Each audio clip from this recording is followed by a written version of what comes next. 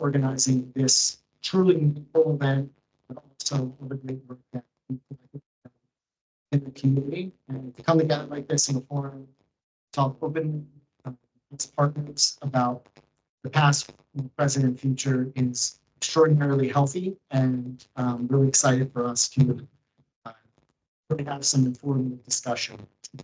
Before we start with presentations, I do want to introduce our regional administrator, Adam Ortiz, to kind of kick things off for us. I'll turn it over to you, Adam. Thank you. Thank you, Alex. Good evening, everybody. It's good to see you, and it's good to be back here. This is actually my third time in the sanctuary, so thank you so much for the church for hosting us again and being a community hub. This is probably the 6th time I've been in Ivy City in this job, and maybe the 26th time in my personal life, because I live in PG County, about 15 minutes from here in Hyattsville.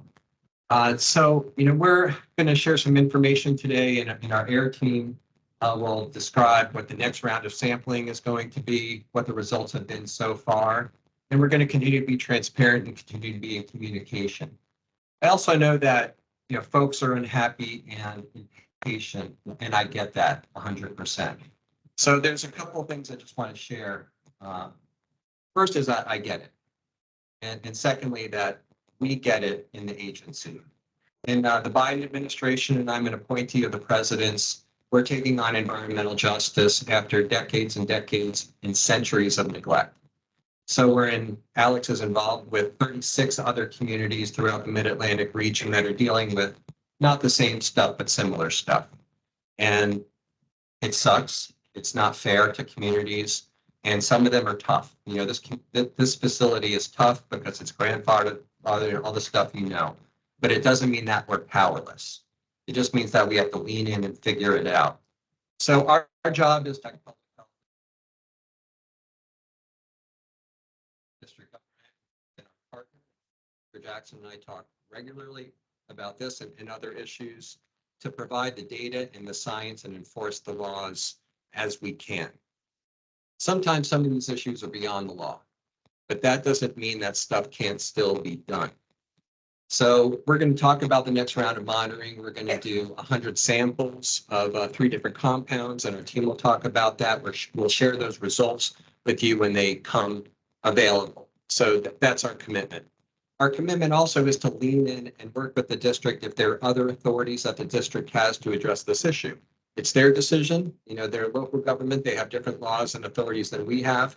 But if we can help provide information or best practices from other places to find a solution, we're going to do that. In addition to being in a conversation with the agency here, with Director Jackson, we've had a lot of communication with the council members. The council members have shown a lot of interest and are coming up with different solutions, which I think a lot of you know. So we're going to continue to be engaged. The other thing I want to share is that we're not going anywhere. I walked in the community in 2022, May 5th. Cinco de Mayo. There were no drinks provided or beers, but that's okay.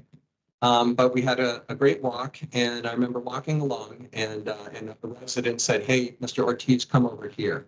And they pulled me by my shirt sleeve, and Minister was there, and others. They're like, "Do you smell that?" And I was like, "Yeah, I do smell that." "What is that?" "We don't know. We smell it every day." And then Mrs. Scott in the yellow house right next to it was like, "Yeah, this is my house." She described the impact on her kids. And I said, "Okay, we're going to figure this out." So here we are, 2 years later, and we know a lot more about the facility. We know about the chemicals. We have contact with the company, and they've been very responsive. I will share that. So the issue is in progress. And I know that people are impatient. They want something done, and that's the right of the community to push for that. But I just want to tell you that we're not going anywhere. We're sticking around. We're going to lean in. We're going to figure it out. That's my commitment to you, and I make that commitment on behalf of the EPA. So it's been about 2 years, 24 months, and I know things are not exactly where people want them, but we've made more progress in 24 months than in the last 80 years that the facility has been here.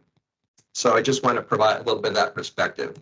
that doesn't take away from the sense of urgency that people have and the results that you're looking for. So I acknowledge that. I hear that. I also want to put a little bit of context in the neighborhood here, and I've said this before, and Ms. Brenda and I did a television piece with WSA that aired the other day and talked about this, this is one of 36 other communities that have more than their fair share of environmental stressors in the mid-Atlantic states. And, NEP is one, but there's the rail yard, and we've worked with CSX to switch out their diesel engines that switch the cars for electric or low emitting. A variety of other facilities. We've worked with the district government, and they're transitioning the buses that are in one of the places here with electric buses. So we're making progress on some of the other stressors that are in the neighborhood here. So we're going to just continue to lean in over time. So, I want to give our team a chance to present where we're going so far. We also want to listen. So we're always here to listen. Alex is the best listener in the agency. So that's why he's very present. He's a great listener, and not just listening, but we take the feedback and we process it. We're also in communication with your leadership, with Sabrina and Parisa and others. Like I said, we're not going anywhere. So don't be shy. We're here to share, we're here to listen, and we're here engaged to figure it out. So I want to thank everybody for your time and your engagement and your patience through this process. We're in it here with you. So thank you so much. Thank you. Thank you. Thank you. Thank you, Adam. Really appreciate it. Before we transition to the next piece, so I just want to check with you and the virtual folks if you can hear everything that was said, and you're officially all set and good to go. Yeah, there was maybe one or two instances of a little, quiet, but it was pretty clear for the most part. Yeah. Wonderful. So I'll just ask all the presenters just to continue to ensure that they speak into the mic so our virtual folks can hear. I just want to, again, acknowledge and thank you all for coming. Just a few things. We do have 3 presentations. They're going to be roughly about 10 minutes a piece. We do ask, because it is 3 in a row, we will have a question and answer session. So we're just asking everyone to please hold their questions till the end for that piece. Of course, many of you know the church, but for those for the first time, the restrooms, of course, are back here and to the left. But what I would like to do now for all of our virtual friends here is turn it over to Delaney, who is our virtual facilitator. And I also want to acknowledge Lily, somewhere in the room, who's also a great environmental justice coordinator and facilitator, is going to be helping out too, especially during the question and answers. I'm going to turn it over to Delaney, if you'd like to just speak really quickly to those virtually regarding next steps. Yeah, sure. Hi, everybody. My name is Delaney Crosley. I'm helping to facilitate the virtual portion of today's meeting. Like Alex said, there will be Q&A time at the end, and we did have some folks wondering about virtual Q&A, so we will be alternating between virtual and in-person questions. If you do have a question, feel free to put it in the chat and we'll address it later. The microphones and cameras are disabled for the moment, but you can use during the Q&A, raise the raise hand feature, and I can disable mics if you feel comfortable coming on to ask your question. But I believe that's it. Thank you so much. So with that, we're going to kickstart off with Empower DC. So Parisa, feel free to make your way up, and we're thankful for you to kick us off here for this meaningful engagement. Just be careful. Yeah. All right. Okay, this one, right? Oops. You got it. Yep. Hi. Good evening, everybody.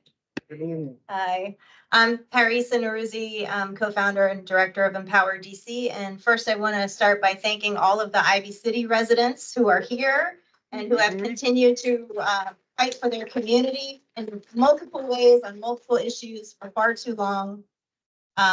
And I appreciate all of you. Thank you. I want to acknowledge Sabrina Rhodes, our Ivy City organizer, who's also a resident in the neighborhood and elected ANC commissioner, and Anthony, who is our environmental justice organizer. And I could mention everybody, so I'll stop. But I'm happy to be here. Thank you for the opportunity to sort of kick off the conversation a little bit. And I do want to say to all of the folks working within the government, we understand that there's different roles that are played. Hopefully we all have the same end goal, which is to rectify the harm that has been, inflicted upon Ivy City and communities like Ivy City for generations, right? So we are frustrated, and thank you, Mr. Ortiz, for acknowledging that.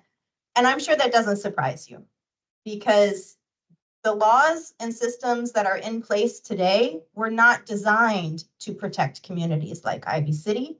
And so it is very difficult to work within those systems to create the change that we need to create and the change that we want to see. So what I hope you all know is that we want to partner with you to go beyond the boxes that we've been working within to create a new path. And that is the only way to do environmental justice, right? We're not going to create environmental justice with any of the status quo existing methods, that have been used. We're going to have to be bold. We're going to have to create new laws and processes. We're going to have to make some people upset, take out facilities that have been operating for nearly 100 years, make significant land use changes. So that's what I want to speak to briefly today. And I want to show you this beautiful picture of Ivy City youth who 2 summers ago organized this march to call attention to the NEP plant and the cause of shutting it down. And here in the center is Makai, looking very dapper here, right back here. Okay.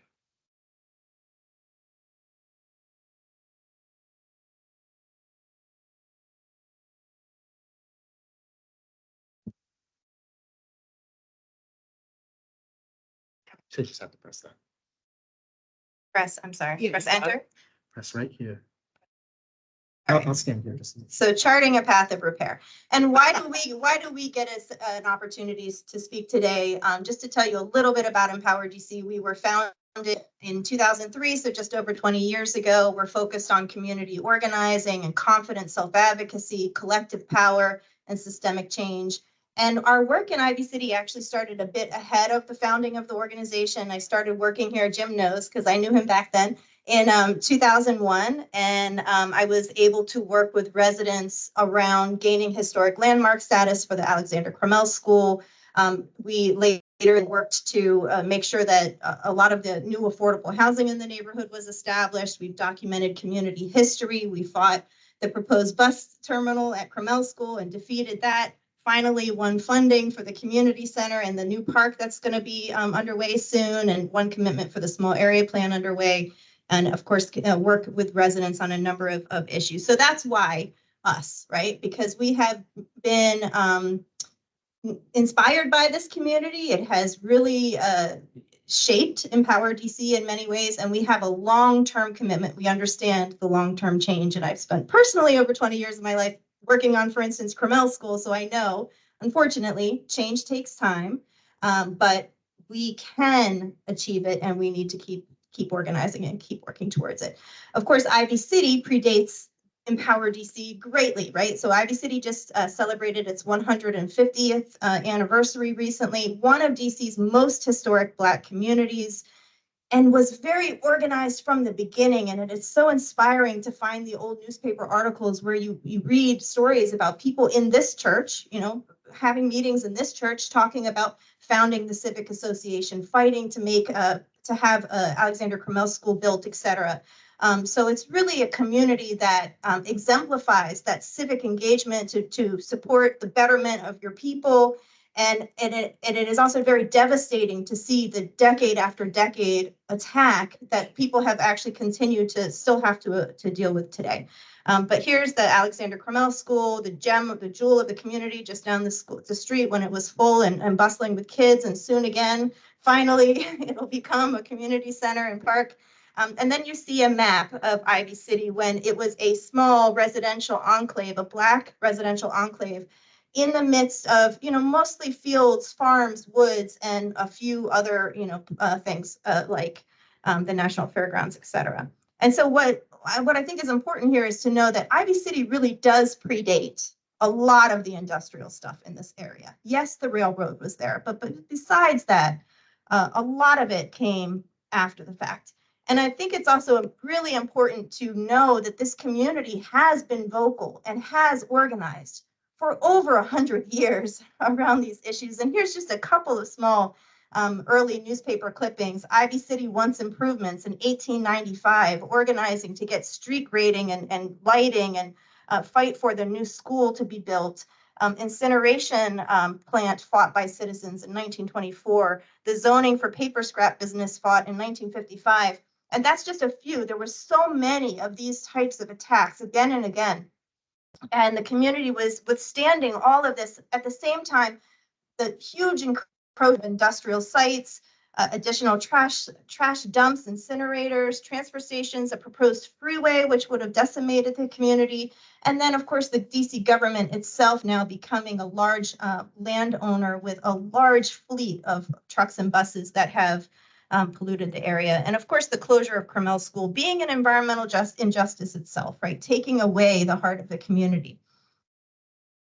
And so today, here we have this cumulative impact over, decades of time, and now literally being surrounded. So you see this map with the purple that represents the industrial land in DC, the PDR land, and the vast majority of PDR land in DC is in this area of Ward 5. And then you see the map next to it showing the heat island effect, and the fact that the temperatures here in Ivy City and surrounding areas are 10 to 20 degrees hotter than other communities because of that. In the bottom, you see the triangle of Ivy City, the yellow part being the residential core of Ivy City and surrounded by the purple industrial.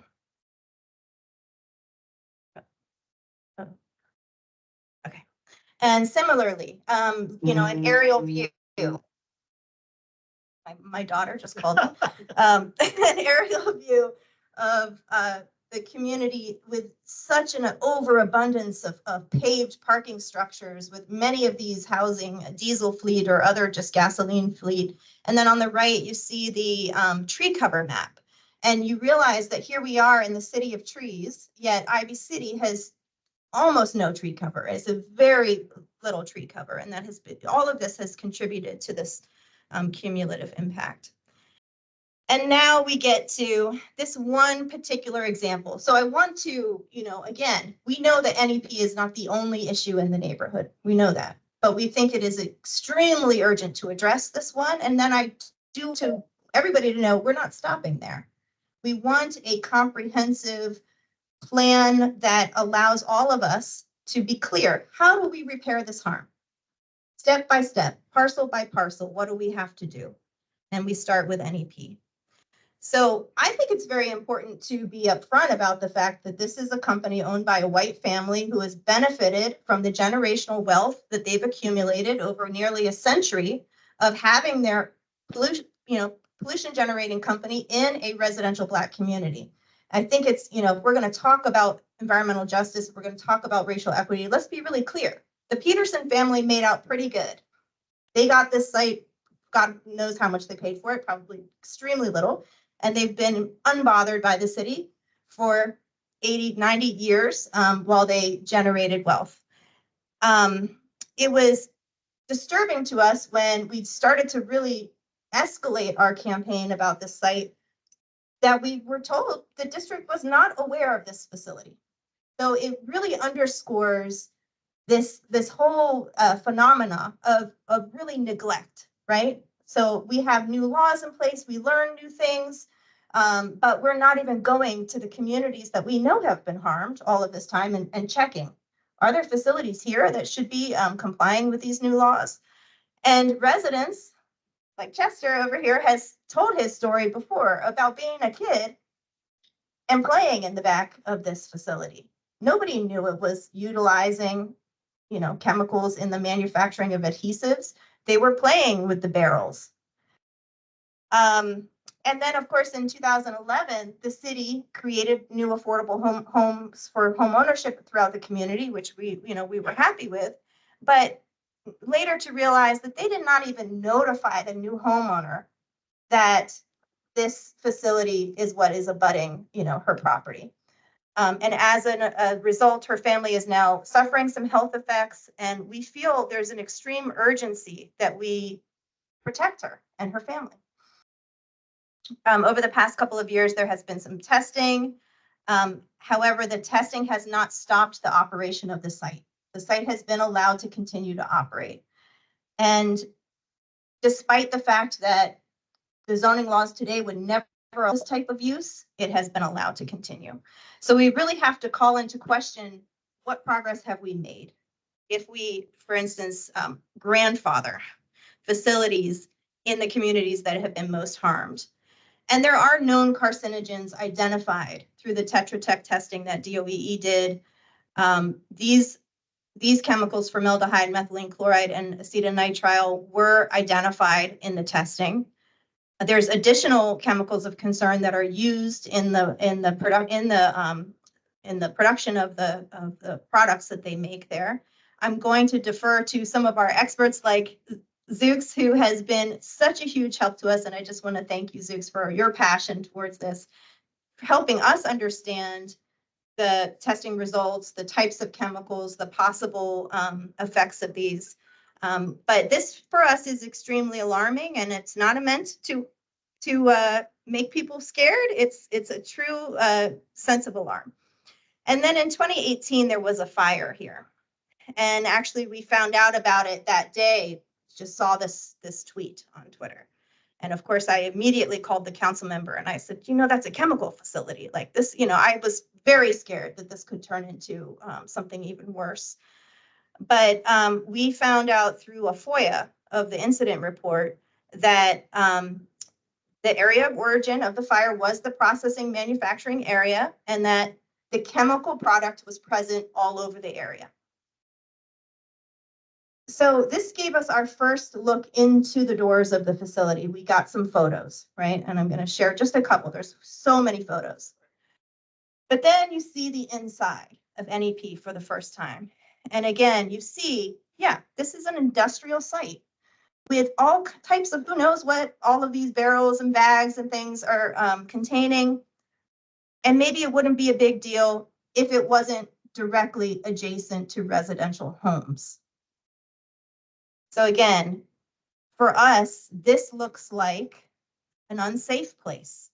This looks like a disaster waiting to happen. And in fact, it was, there, it is a disaster. These are just a few, there's about maybe 20 or so photos. I didn't put them all in here. And then I believe this is one of their industrial mixers, which I understand that they have expressed to the city that it would be too difficult to move because these mixers are too large and can't be carried out of the place. So I'm sure we could find a solution to that and help them move these mixers, right? But I don't think anybody in this room would want to live next to this place, honestly, if we're being very honest about it. Okay. We have been concerned about the agency's response. We understand that there is that this is a difficult situation. The laws that are in place today may not be sufficient to actually rectify this. We may have to issue new regulations. We may have to go above and beyond the law. But I already said this to Director Jackson. We were very, demoralized by the comments that he made at the oversight hearing. I understand he comes from one perspective and we're coming from another. It's not about, for us, the semantics of whether this is a chemical plant or a site manufacturing adhesives using chemicals. That's really not the point for us. The point is that there's an emission of chemicals that have a carcinogenic effect.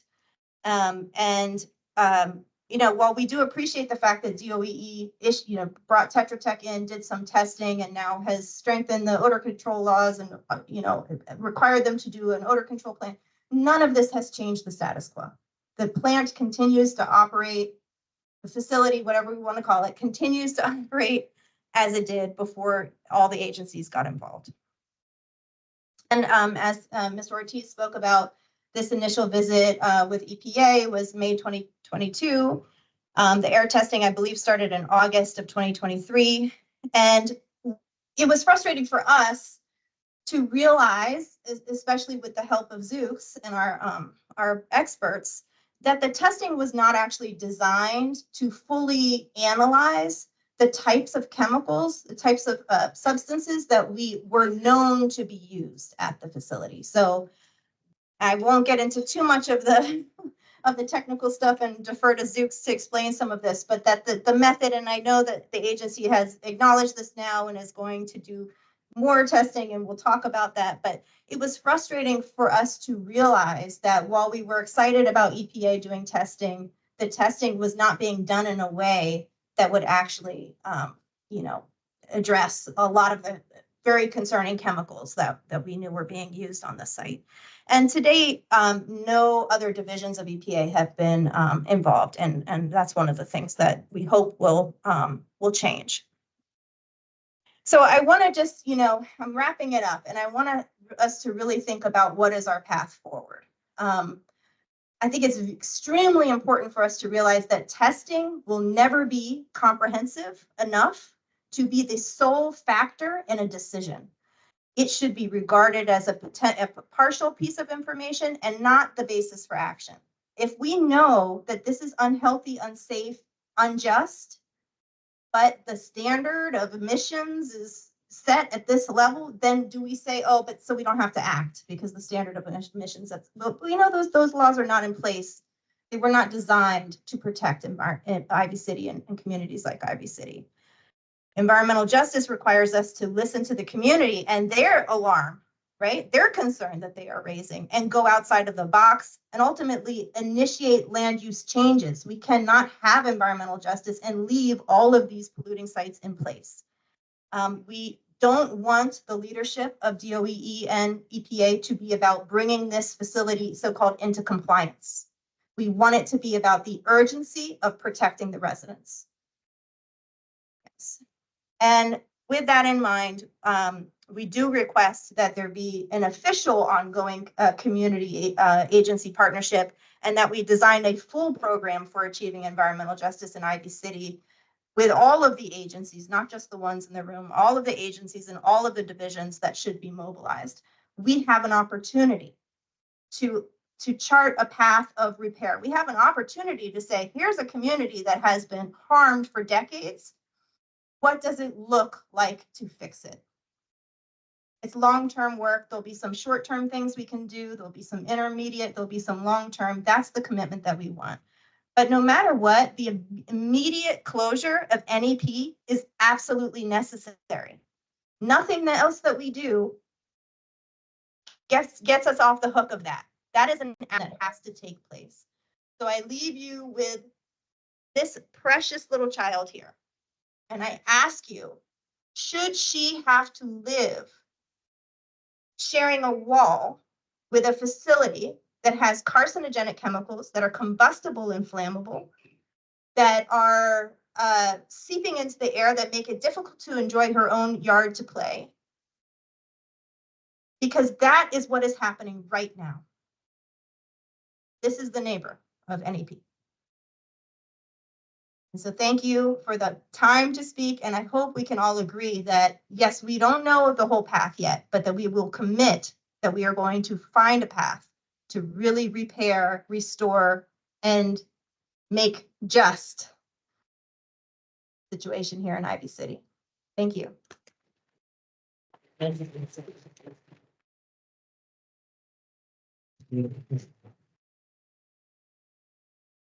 Thank you so much, Bersa. We really appreciate you kicking this off with such a meaningful and important presentation. With that, I'm going to ask the EPA colleagues of mine to get ready for their presentation as I bring it up here.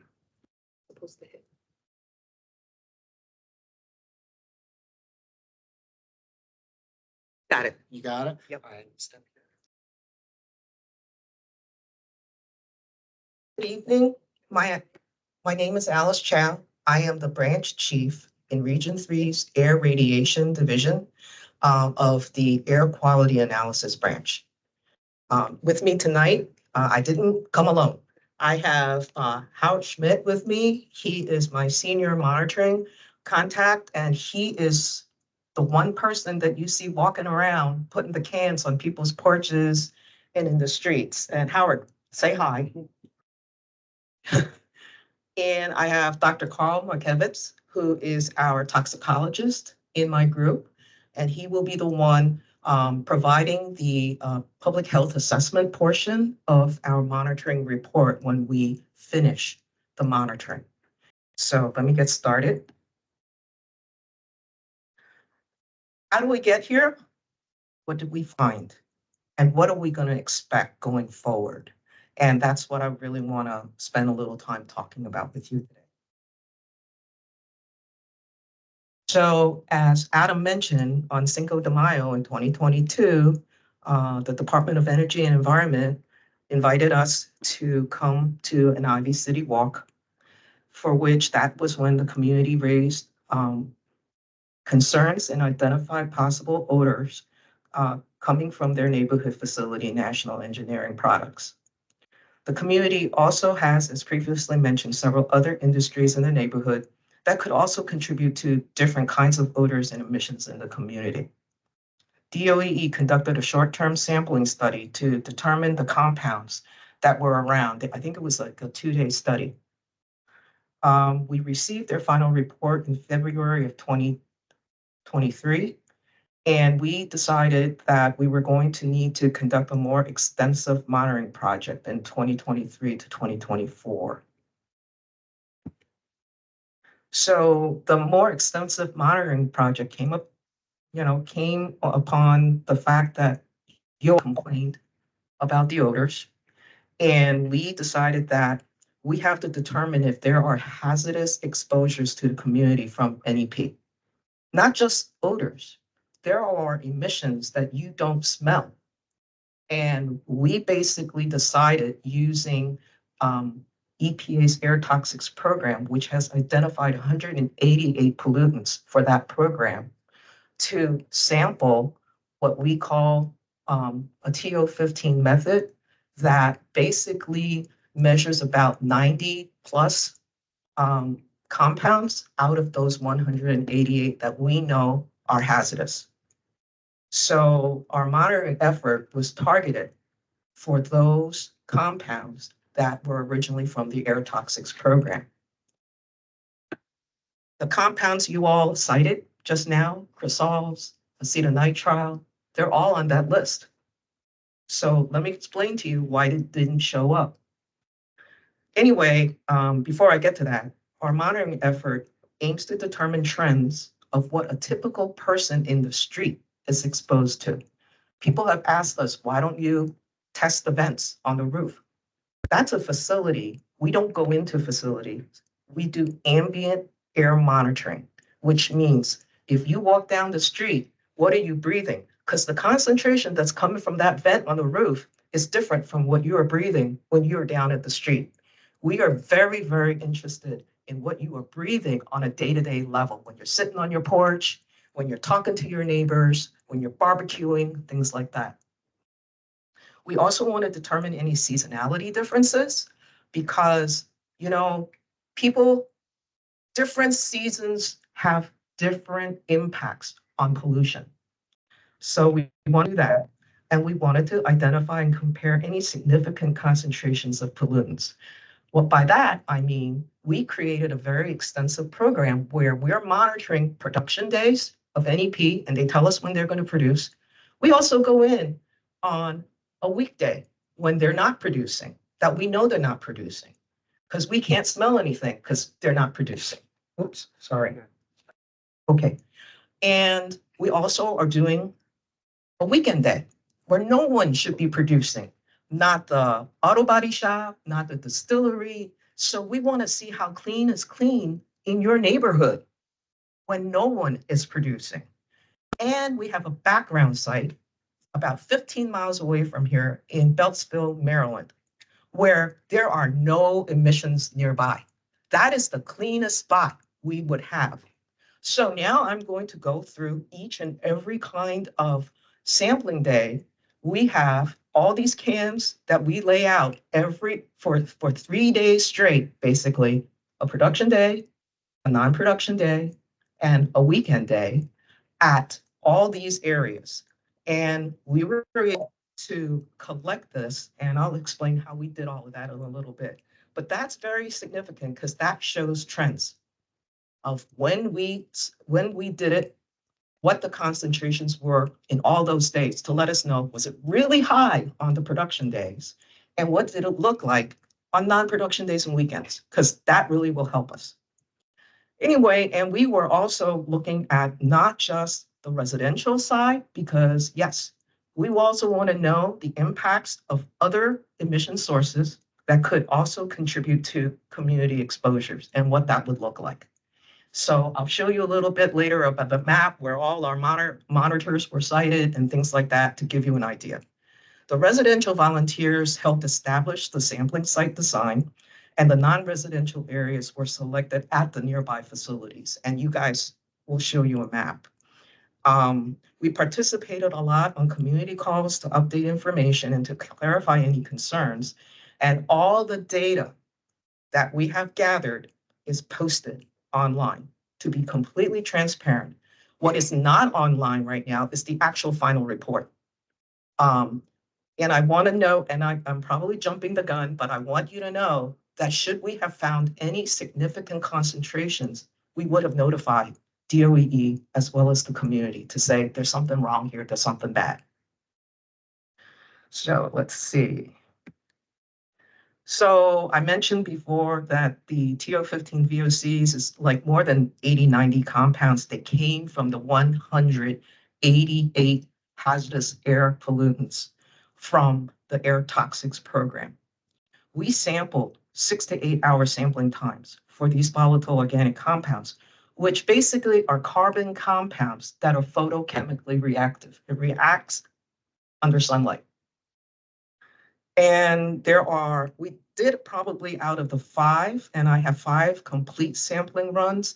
We are partially done with our last TO15 sampling run. We only have 1 day left that we have to finish, but the 6th sampling run that we would finish is not listed right now. We did it in June. Okay. So these are the dates, and I know people were saying to us, hey, how do you know that they're not gaming the system? Well, if you see some of these dates, like December 6th and 7th and the 23rd, Howard came back on Christmas Eve, and that's 2 weeks after we had done a production day. So nobody knew that we were doing a weekend day for sampling. And it's like this for other dates because we're not necessarily doing consecutive days. It depends on when there is availability of our staff to be able to do a weekend. It's not like I pay them extra to do this. And I have to say, Howard, thank you very much for doing, Christmas Eve.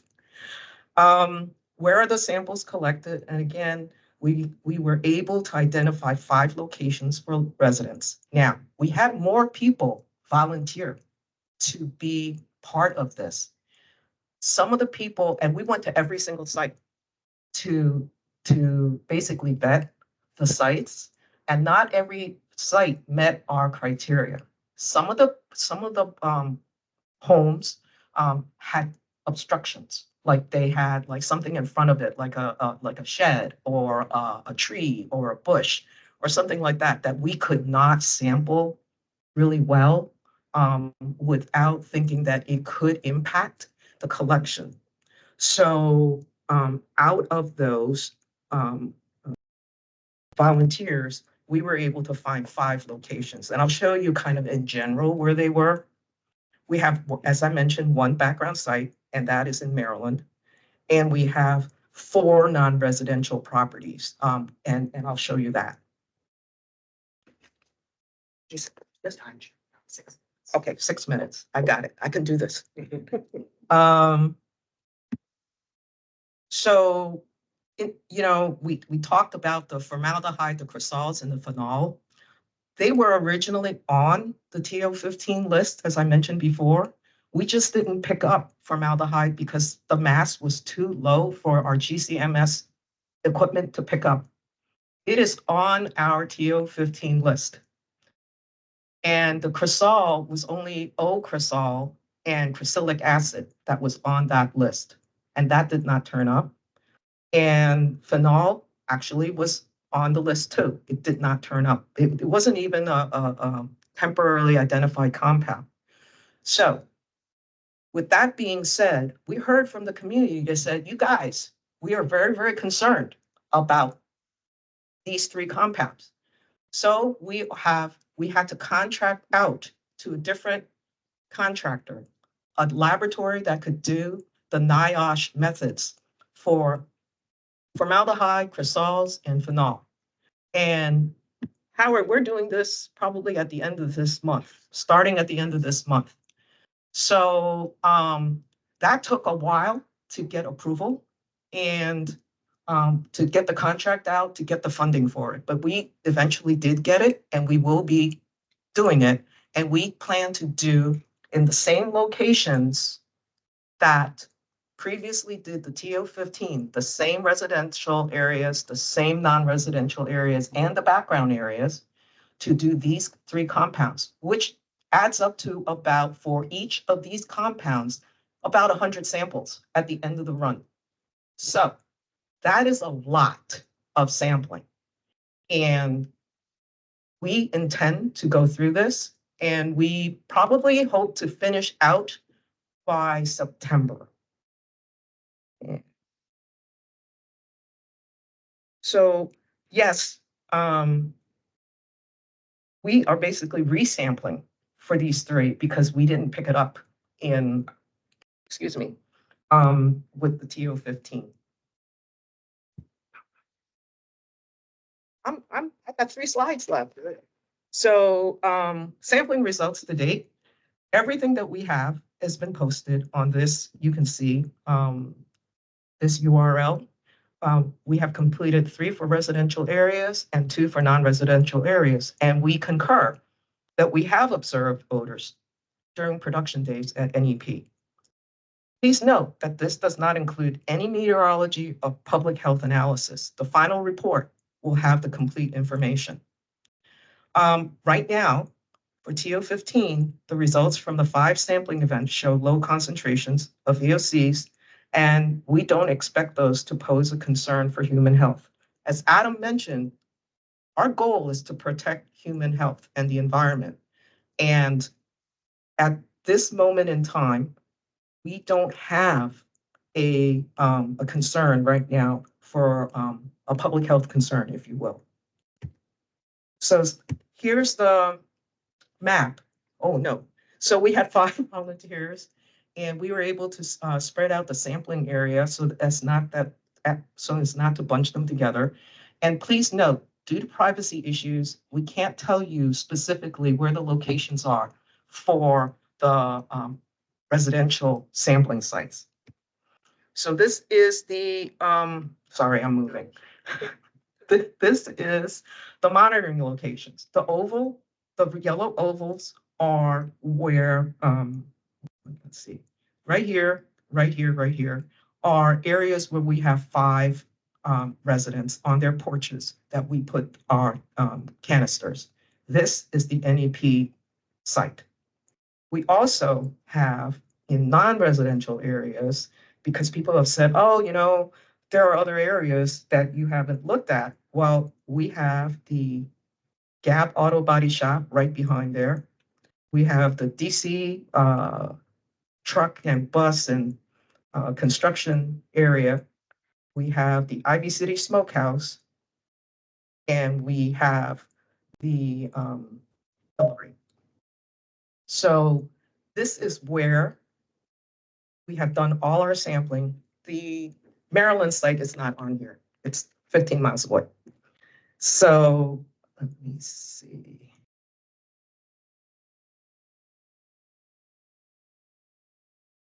So as I mentioned before, the VOC levels were below residential health-based comparison values. Now, people have asked us, well, the DOEE sampling had higher concentrations. Well, they were for worker exposure. And that's different. That's very, very different. These are people that are inside that building and will typically have higher concentrations of exposure than somebody walking outside or living across the street or down the street from them. We did find common background with chemicals that were detected in all the samples. Ethanol was one that was almost in every sample that we had that was nearest the distillery. Ethanol is also a fuel additive, so it comes out of your tailpipe too. And NEP production, as you probably all know, is not continuous, so sampling was limited to when NEP notified EPA about their production days, and when EPA had the equipment and staff that we could go and actually conduct the sampling.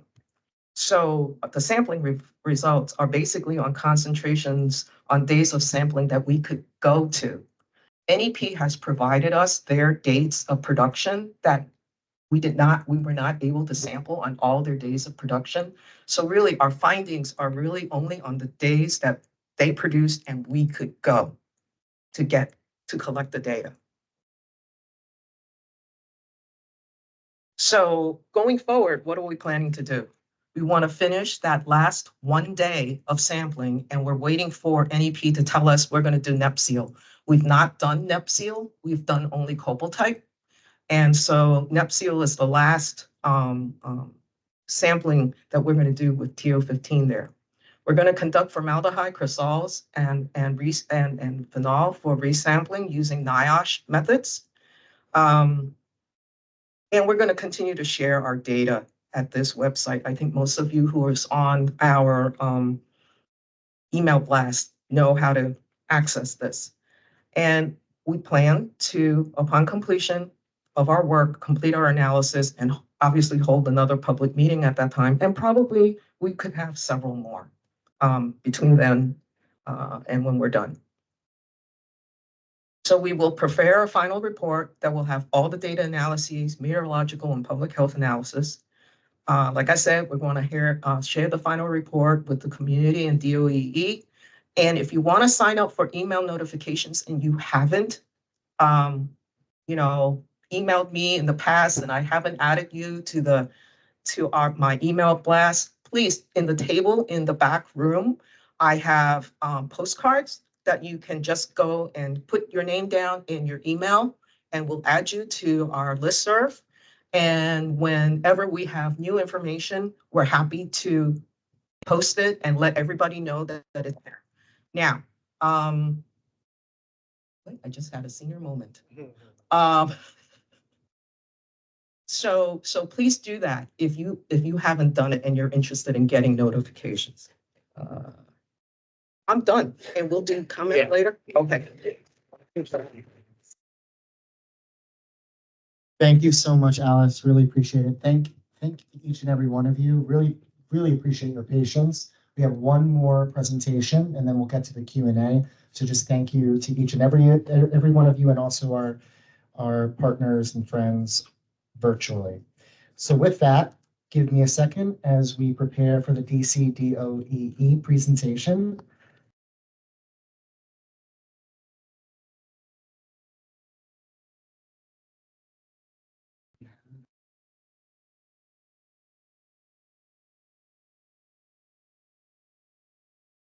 Thank you, Hannah. Appreciate it. Yeah, you're all set. All right. Just hear me all right? All right. All right. Good evening, everyone. Thanks to all of you, especially obviously the residents who came out tonight.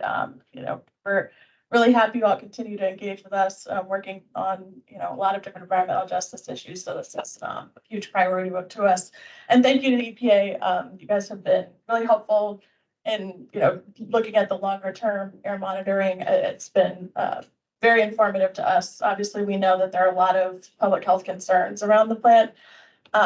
So I'm going to talk a little bit about how we're addressing it from an odor control perspective. It's a little bit different than some of the longer term data we're going to get from when EPA finishes their study and finishes their report in September. In the meantime, we're sort of looking at an odor control regulations that we have in place, which is just a different sort of angle of looking at concerns from the facility. So I'll talk a little bit about our odor regulations that we have in place. odor control plan submitted by NEP and some of the work that we've been doing since they've submitted it. So a lot of you are aware that we at DOEE, we have amended our odor regulations in August. We made changes to, we had odor regulations before, they were very broad and vague and difficult to enforce. So this new regulation, it gives us a framework for how to make sure that facilities are actually reducing odors and doing everything in their power, everything they can to reduce odors, recognizing that you can't always completely eliminate odors from existing facilities. So this regulation requires them to submit a plan to DOEE for our approval, and it's specific to each facility, and it really looks holistically at how and when the facility produces odors, what specific measures they could do, they can put in place to reduce it. And it should include things like installing new equipment to control odors, changing how they're operating, changing their work practices, any procedures they can put in place to reduce odors. So there's more details on the rule on our website. This is our first year of implementing the rule. We finalized it in August, so we've come across some stumbling blocks as we've been going. So there have been some delays that I know have been frustrating to community members that we're working through. So I'll talk through some of those. Specifically with NEP, we sent them an administrative order requiring them to submit an odor control plan. And this was just based on the complaints we received from residents. We know that you all have been experiencing this odor, and we use those complaints to be able to require them to submit a plan to us. So NEP did submit a plan. That plan is on our website. All the plans and then all the information about the regs are on our website. So we have DOEE, we have not taken any formal action on the plan yet, and I'll explain a little bit about that on the coming slides, but we have been working with the facility to try to address some of the issues. I know we've gotten lots of comment letters and concerns about the plan itself. We have been listening and taking those into account and also reviewing ourselves and meeting with the facility regularly to address some of those concerns. So I'll go through a few of them and give a little summary. So just to go through some of the sources of odors, there are two products that they produce, Copaltite and Nepseal, about once a month approximately that they're producing either of those products. So we think they have noted in their odor control plan that Copaltite is really, and we agree based on the sampling that we've done and that EP has done, that Copaltite has these ingredients we've talked about, formaldehyde, cresol, methanol, and phenol, that are contributing to odors around the community. So we also know these are VOCs, so this is where anything we do to reduce odors is also going to reduce the overall emissions from the facilities. So that's what we're trying to address in this odor control plan. And here you just see the aerial of, you can see the different doors and, sorry, I don't know if you can see my mouse, but this figure to show some of the places where odors might be and emissions might getting out from the facility.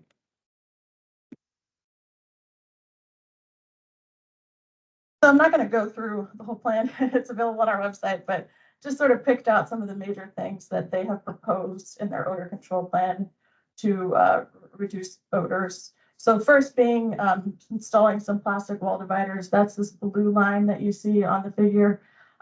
This area in the back of the facility, it's the production area where they have all of that equipment that Bruce was showing in the photos. So that the idea of installing these plastic curtains is that it would contain the odors into a smaller area of the facility so that it makes it easier to capture those odors and emissions and filter them.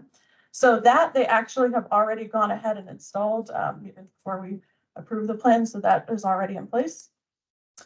The second is they propose to install two air filtration devices. They're kind of like big air purifiers, but on a bigger industrial level. They have carbon filters, which would be able to capture the VOC emissions that we talked about.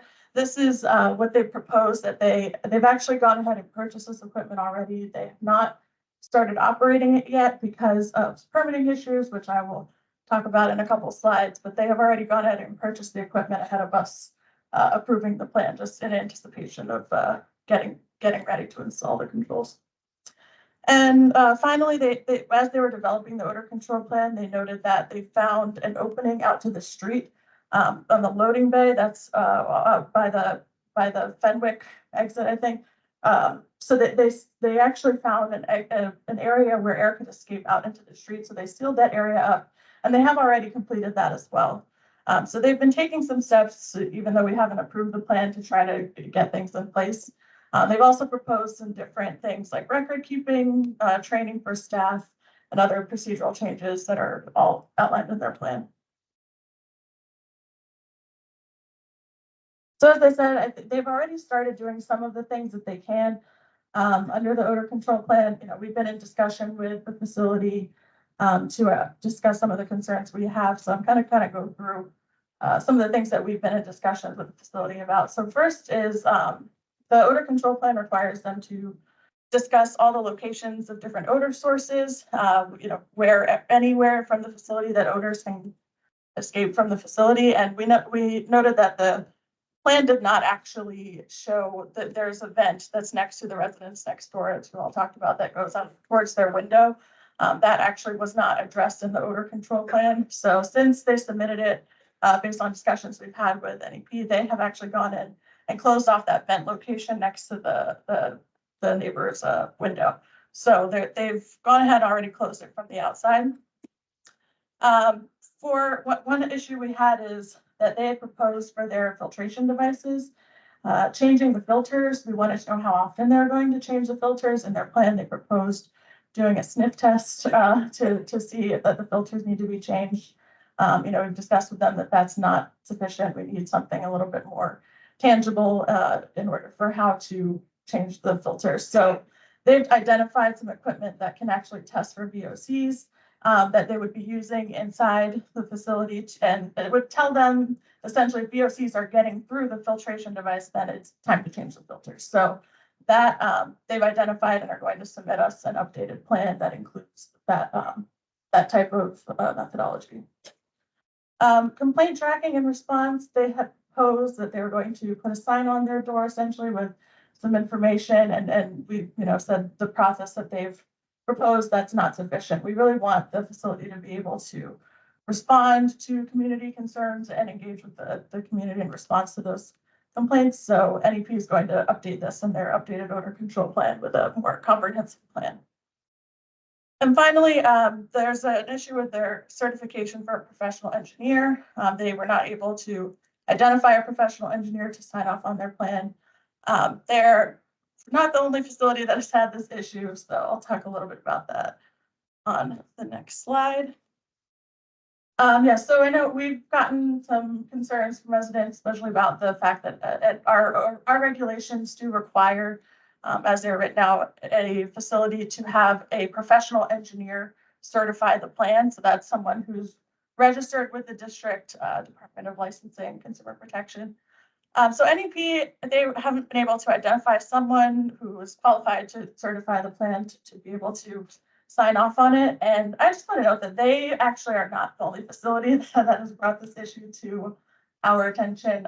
Even just in our own research, we have found this is the first time in the district that we've tried to do a regulation, that an air quality regulation that involves a professional engineer certifying.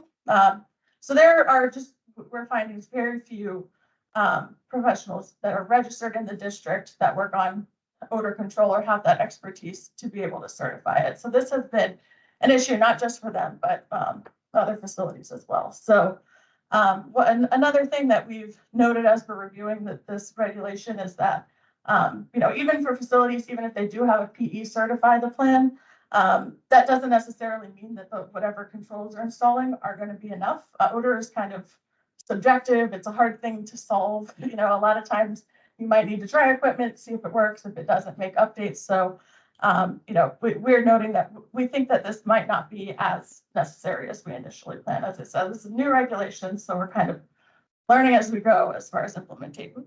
So that's one of the main issues we've had in implementing. The other is that NEP, as I said, they purchased those filtration devices, but they can't operate the equipment until they get an air quality permit. That's just how our regulations are. It's sort of a chicken and egg. We want them to go ahead and put controls in and reduce emissions as soon as possible.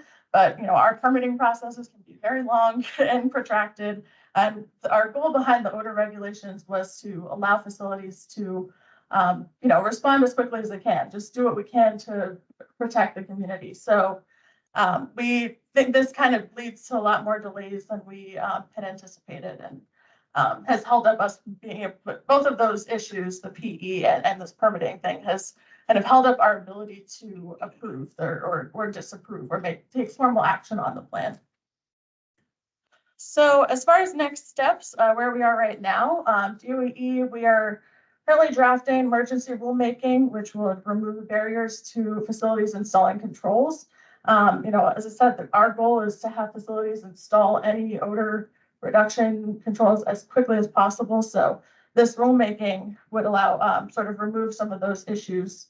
It would, allow them to install equipment and obtain a permit. It would give a clear timeline for when they need to submit a permit application after installing those controls under an approved plan. And it would also remove the PE certification requirement. So this is preliminary. This is, we've drafted, it's going through the rulemaking process, which involves a lot of other interagency review. It involves, other agencies outside of just DOE. So just speaking to where we are now, and things are always subject to change. We are trying to go through an emergency rulemaking process, which would essentially be effective for, I believe, either 60 or 90 days after we propose it. So it would just go into effect immediately, but it also would still go through the full public review and comment process. So we'd share it broadly as possible. If anyone has comments on the regulation, we would take those comments before it becomes a final rule. So as far as how that leads to next steps for NEP, I think the first two are kind of are actually in parallel. I just couldn't get that figure right. But essentially NEP is working on those updates to their odor control plan, and we're also working on this emergency and proposed rulemaking. From there, we would take a formal action on the odor control plan. I think we've been working with the facility to try to iron out some of the issues with their plan.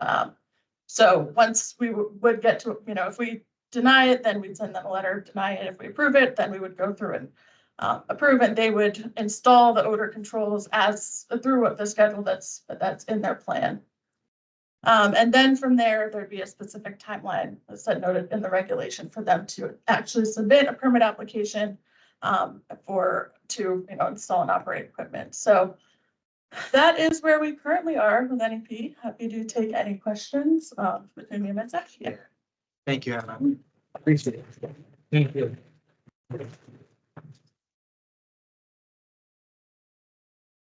Okay, thank you so much, Hannah. Thank you for all our presenters. I'll leave this slide up for now, and I know we have Alice's information. Others will have that up as well. Now I just ask for your patience because we're going to start working closely with our virtual participants. And Lily, if you don't mind just putting on your microphone. Can you just test it real quick? Perfect. So for those here in person, we are just going to have to ask you with your question to speak into the microphone that Lily will have. That will ensure that those that are joining us virtually can hear. For those that are answering the questions, if you don't mind coming up here and standing just like as you did for your presentation so the virtual folks can hear. As you know, we have a multitude of folks online, so we're going to have to try to do this in a really balanced manner. So we'll start here in person with one or two, and then we'll go virtually for a few. Maybe some of the questions for those virtually will be answered. So that's why it's really important for us to speak slowly and into the microphone, and really appreciate your patience during this process. Delaney, if you can hear me, I'm going to turn it over to you to see if there's any guidance that you have for the folks online. And also, I want to ensure that we can hear you. Sure. Can you hear me okay? Is that okay for the folks here? At any time, just let me know if you can't hear anybody virtually. That's perfect. Okay. So with that, we're going to start here in person with the first question. So be patient with us, but for those who have a question, feel free to raise your hand. We'll start here internally first. Right here to Sabrina. No. Thanks. The presentation that you gave, Hannah, doesn't make any sense because they need to be, first of all, they need to be shut down. That's first and foremost. They need to be shut down, but the chemicals that they're using and the odors that was coming out of the facility, it's been coming out of the facility for 90 plus years. And now they are fixing whatever they're fixing. And that doesn't make any sense to the community because they should be shut down. They shouldn't be allowed to fix anything. And the odors are still in the community, whether they shut that vent on the roof down or not. The odors are still in the community. We can still smell it. Also, they have a pattern release 202 that's available on a third party supplier that uses them. And that product, they use methylene chloride and it's still available. You can order it. We check. So and it has NEP on it. So Alice, you said that they tested for Nepsil and Cobaltite, but what about the pattern release 202? That's still being sold.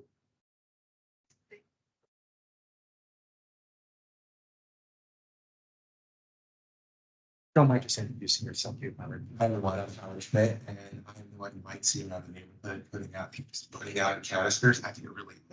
I know. The canisters. You asked about the pattern release. I think the issue is that the pattern release is not manufactured there. They use it as they have it brought in. They use it in the process of what they do, but they don't actually produce it there. Is that correct? No, sorry, let me, All right, go if ahead. you don't mind, sorry. I just want to clarify. Yeah, so the pattern release, they did manufacture at the time. I believe they stopped manufacturing it a couple of years ago, maybe 2018. And they think they still have some supply, maybe some cans that are like on site that are boxed up or already packaged, but those are just cans that are on site there. They don't currently manufacture it. That makes sense. And Hannah, would you mind going back to the slide that had right there? No, come. Nope. The one more. where it says the permitting process. Oh, permanent here. Right. No. Sorry, this one? Yeah, right there. Okay, so we do know, we're not sure if NEP has since closed off event. If they told you, we don't trust that because we don't trust anything that's coming from the people from NEP at all. They've been poisoning our community for 90 plus years. So anything that they're telling you all is not to be trusted. Also, they have the odor control plan. You mentioned that you're going to be altering the rulemaking process for NEP. It's not just them, and that's why I know we're talking about NEP today, but they are definitely not the only facility that has the same issues with these new regulations. It's not, it's not, I would, it's not for them, but we are talking about them. It relates to We're them. talking about NEP, and from what I'm hearing, and I don't know about anybody else, but from what I'm hearing, the rulemaking is going to be altered. So because of the engineer that they cannot find.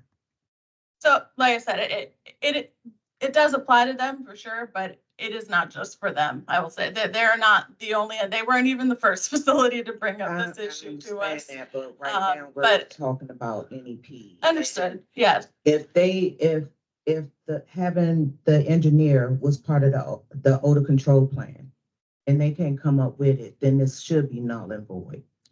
So let me, I do want to give a little bit of, explain that to me, why it's not null and void. Let me give a little bit of background. I think, so here at DOE, we put in this new regulation back in August. This regulation we put in place, we really wanted to be ambitious and trying to, put up something that's going to be extra protective. And I think that's what we have in place for sure. It's a lot more stringent than what you'll see pretty much anywhere else across the country. The requirement for the PE The idea actually came from a rule out of Denver, but they apply it to way, to big time sources, like big manufacturing facilities. For us in the district, this rule applies to a lot smaller sources of things like NEP, auto body shops. We have some restaurants that have, wood or charcoal fired restaurants. For those types of facilities, we think what we found is that, and for the district in particular, is that the PE professional engineer requirement just doesn't quite work for what, the current landscape we have here. And that's just from our own research as well, just that, and like I said, even if you get a certification, if they install controls and we find it's not good enough, it's not working well enough, we can always go back and say you need to do more, but that we don't think is the thing that is going to make the plan, or the odor reduction strong. That's not the public health protection. I think that's really just getting in the way of us getting to the point of them, reducing the odors and emissions. If that makes sense. Thank you so much. So we're gonna transition really quickly to the virtual folks. So I'm gonna turn it over to Delaney. If you don't mind, just facilitating that, the first question there. Yeah, we don't have any currently. If anybody online does have a question and they want to use the raise hand feature, if you are calling in, you can hit *5 and that will raise your hand. And then you're welcome to, I can unmute your microphone to come on and ask. And it looks like we do have a question coming in from Rhonda Banks. The question is, since the chemicals are a threat to the community, doesn't it make sense to shut the facility and move it to a non-residential area? Well, I mean, I think that is definitely one of the themes here for sure. Is there a specific question, I guess, is it Rhonda, in regards to, the odor production plan or reduction plan, or the air monitoring from EPA? Just give her a chance I'm to. sorry. Can you repeat that, please? Yeah, is there a specific question in addition to that? We definitely hear. There. You went out a little bit, Alex. Okay, how about now? Is that okay? Yes, That's a little I can better, hear you yeah. now. Okay. Is there any specific questions in regards to the reduction plan or the EPA air monitoring for Rhonda? And we agree with you, Rhonda, in regards to, your first statement. We understand. Can you answer that question? Is it someone's possible answering that question? Or are you pertaining that question back to me? So the question is for then, in regards to shutting down the facility. Do you think that we can talk a little bit about, again, kind of our role and the position that we are in and how it pertains to, some of the challenges with shutting down the facility and what steps we're taking just for Rhonda, because it is a very important thing. So maybe what I'll do is quickly turn it over to Hannah, quickly turn it over to Alice, and then we'll move on with the question here.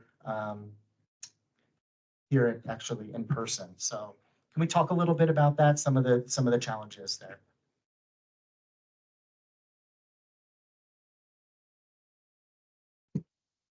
Yeah, I think that Parisa actually during her presentation kind of talked a little bit about how in order, environmental justice, it does require a lot, a lot of sort of thinking outside the current lines and regulations and laws that we have in place. I think just, with the current laws and regulatory structure we have in place, that that's shutting them down isn't really, isn't really something we can do. I think we are, for us, we're working with the facility to make sure that they're complying with our laws. That's the goal of our sort of the tools in our toolbox, is to try to get them to meet the requirements of our laws and regulations. And that's sort of what we're working with. We do completely understand the concerns and frustrations. I think that the data that EPA is collecting is helpful to us all. The plan that they're submitted is all helpful to us. Anything we can do to try to protect public health and reduce harm to the community is our overall goal. So.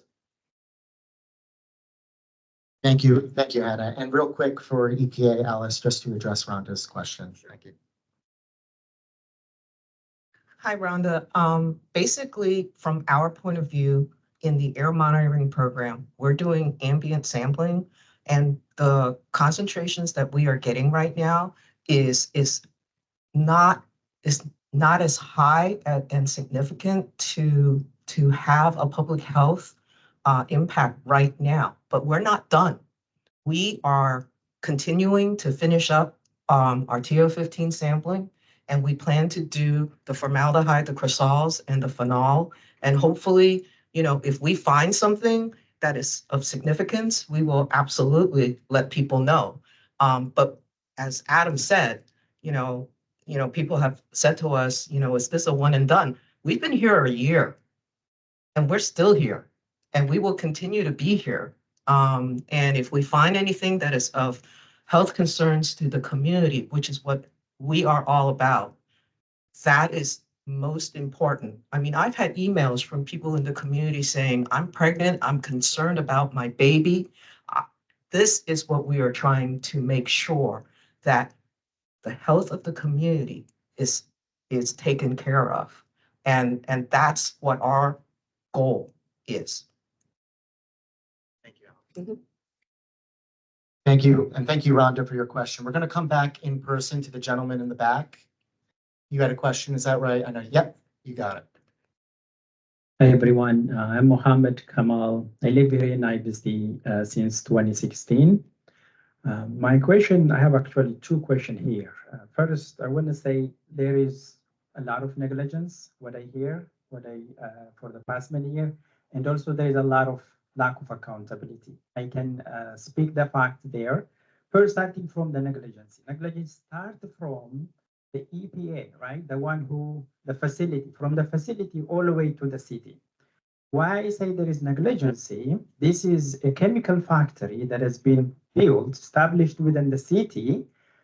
They shouldn't have to have a plan how to protect the community being from these different chemicals, because they are hazardous. They don't let their employee work without protecting them, their employee, right? Now, similarly, the community was living next to them here. They should have been protected from day one, but not happen. And now we hear the city didn't know that the company, the facility was here in the city, but been operating for the past many years. How the city doesn't know? Let me compare apple and orange, which is not correct, right? I want to compare. I am a resident. If I want to raise a fence in my building, or I want to establish a restaurant in my house, and right away, if someone say, hey, there is a restaurant happen here, and there's a building here, they will come immediately shut it down and put a sign on it. Yeah, that's the truth. But here, even if we say there is a facility here been operating for the past many years, and the city doesn't know, and they still operating. And now, Hannah, you all are very nice to them by letting them still continue their production, whether that has an impact. And we're saying here, yes, we get an impact. The community is saying, we are getting impacted. Who do you trust? Your chemical? And now you are spending another money to another contractor to do another experiment. But people are saying, we are being impacted. Not only from the odor. Odor is enough by itself. Not only from the odor, but there is also a long-term impact. My background is public health back in Ethiopia. There is also, we've been doing like the similar this kind of regulation. Now we're doing a regulation while the companies, the facility is still continuing. It's like, what is accountability here? Why we are being negligible? Why we are not like giving a deaf ear? This is difficult to understand. I spent here like an hour here listening, and before that too, it's very difficult. Now, another thing here, and again, Joanna, I appreciate your presentation, but you say that the facility, create a plan, comprehensive plan to protect the community. And they started, making some cover and so on, building. Okay, now, right, after many years. And what about before? They need to be accountable for that too.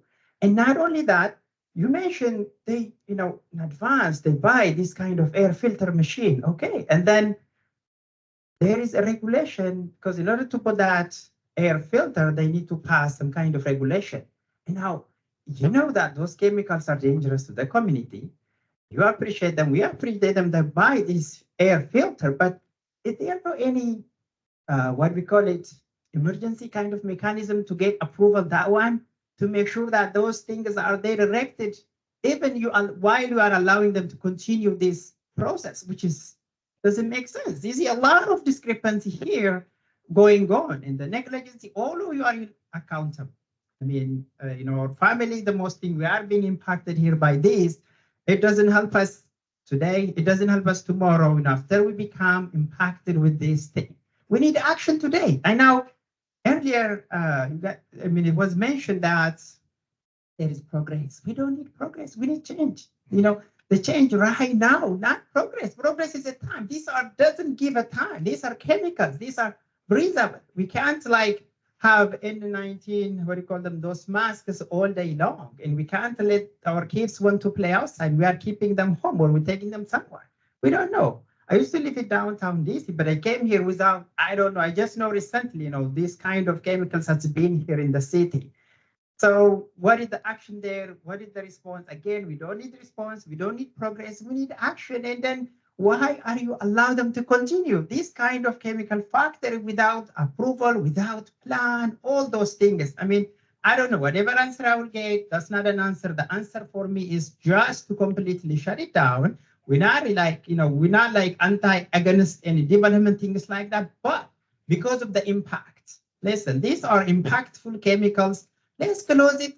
And then once everything figured out, take your process and everything, you can open it after that time. Okay. If it's safe, yes, no matter, you can open it. We need them. It's a business, right? We can open them. Or if that's found out, you can move them somewhere else. We can help on that as well. Thank you. Thank you. Thank you. We have one more question in here that we're going to get to. We just, after this question, we're going to go back to the virtual platform. So you're next. You got it.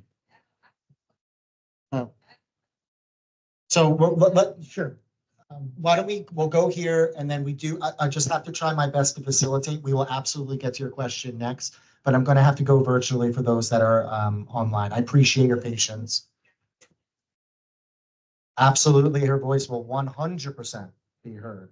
No question about it.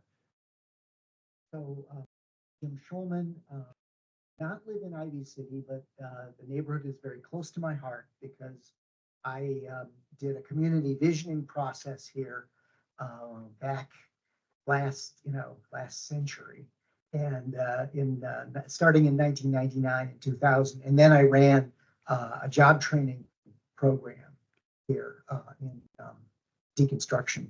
But I appreciated all three presentations. I thought they were very clear. I have two questions for Alice and one question, and they're brief, quick, pointed questions, and one for Hannah. So, and if you can just speak into the mic so the folks virtually can hear, appreciate it. And the first question is about the baseline testing place you said was in Beltsville. And I'm just curious for background, but Beltsville is a very industrial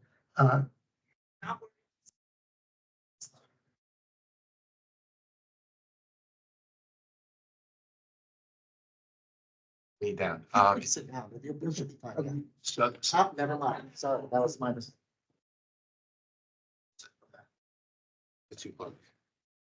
So the location of the background monitor is a shared location with the Maryland Department of the Environment. And it's on the Howard University Beltsville campus. So in order to get to that location, you drive back through the woods, back to where they have all of their equipment, and their equipment is there for a similar reason. They don't feel there's any impacts from surrounding businesses or whatever might be going on in that area. So we share that location with them. They've given us permission to put our equipment with theirs.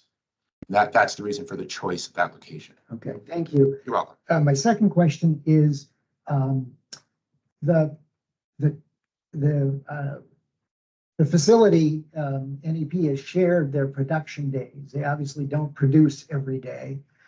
But is there any verification being done to make sure that they are actually producing on the days the measurements are being taken, that you know, that you believe production is taking place?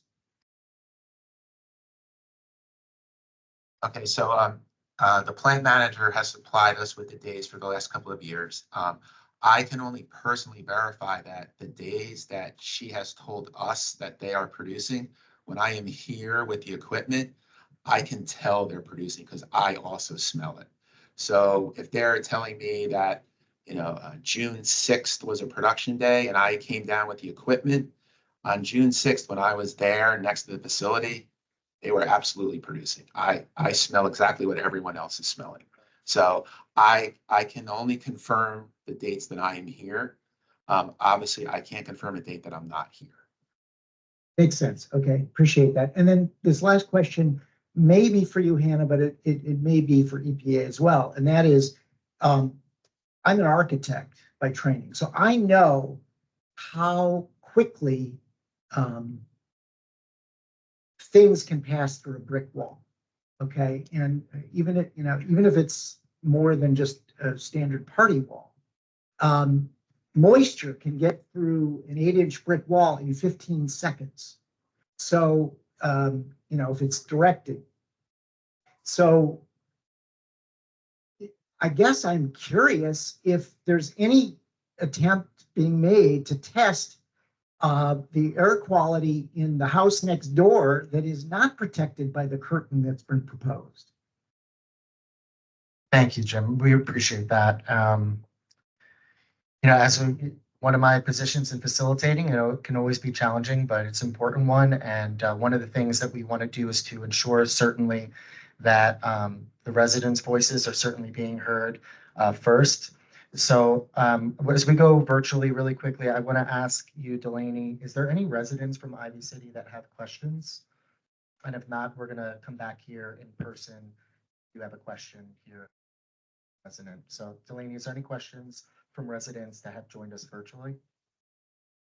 We have a hand raised, and my apologies if I mispronounce. Naja had their hand raised for quite some time now, so I want to give the opportunity, and you should be able to unmute yourself if you'd like to come on to ask your question.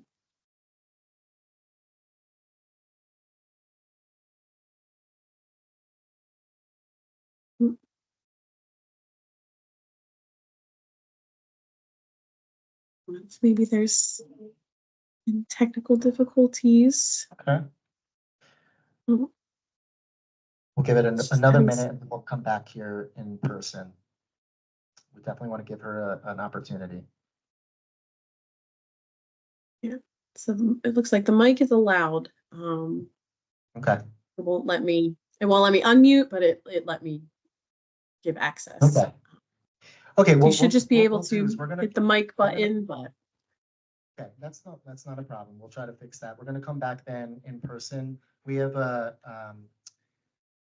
Lily. We do have a question over here from one of our residents, and then we'll come back to you, Delaney. Thank you for your patience.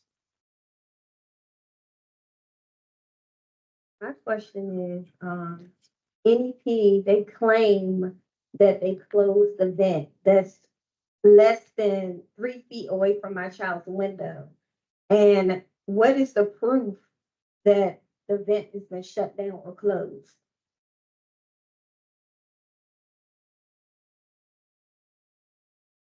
I'll just note, I don't think we've actually been out to see it yet, but before we, acted on any odor control plan, we would go out and do our own investigation and confirm. But yeah, I understood your concern. And then my other question was, you said that it was chemicals that was found inside the building. And I share a wall with them. And so we live there. And if the chemicals are coming through the wall, because you said that moisture can come through within 15 seconds. If those chemicals they're not outside, so you say that's not a threat or harm to the neighborhood, but I share a wall with them. So basically the chemicals are coming through. I smell it in my house. So how come they can't be shut down? Like it's not fair to me or my family. It's not fair to the neighborhood. And I just want to know how would they feel, the owner of NEP, if it was their children, their husband, daughter, whoever living there, friends, and chemicals. You said this is the stuff that come out of the tailpipe. I think that's what the lady said of your car. And we breathing this in 24 hours. Like, how is that even legal for them to still be up and running? And it's coming through, the chemicals are, you say you found the chemicals there. Am I correct? Is that what the lady said? She said she found them, but they can't be shut down and share a wall. Thank you for that question, because there's a multiple tiers of answers to try to address your concern. You asked about indoor air sampling. And what we have been trying to do is to talk about the community first, to see what outdoor air in walking down the street next to your house smells like. Now, indoor air sampling requires a completely different method. And that would require you to not clean your house, not cook in your house, not use any solvents in your house. And we would stick a can in your house for 8 hours a day, for however long we think that is needed to conduct indoor air sampling. And I think, that is something, if you want indoor air sampling, it's not exactly what we do, but we would have to think of a whole nother project to help you do something like that.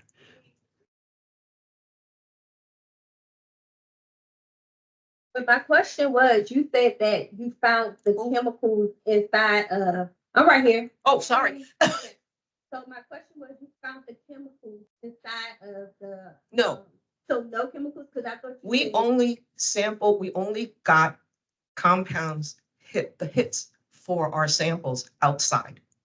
We found methylene chloride outside in the smokehouse. We found methylene chloride in the distillery. No, did you say inside the building? Because you said something for the. I didn't say anything about inside the building.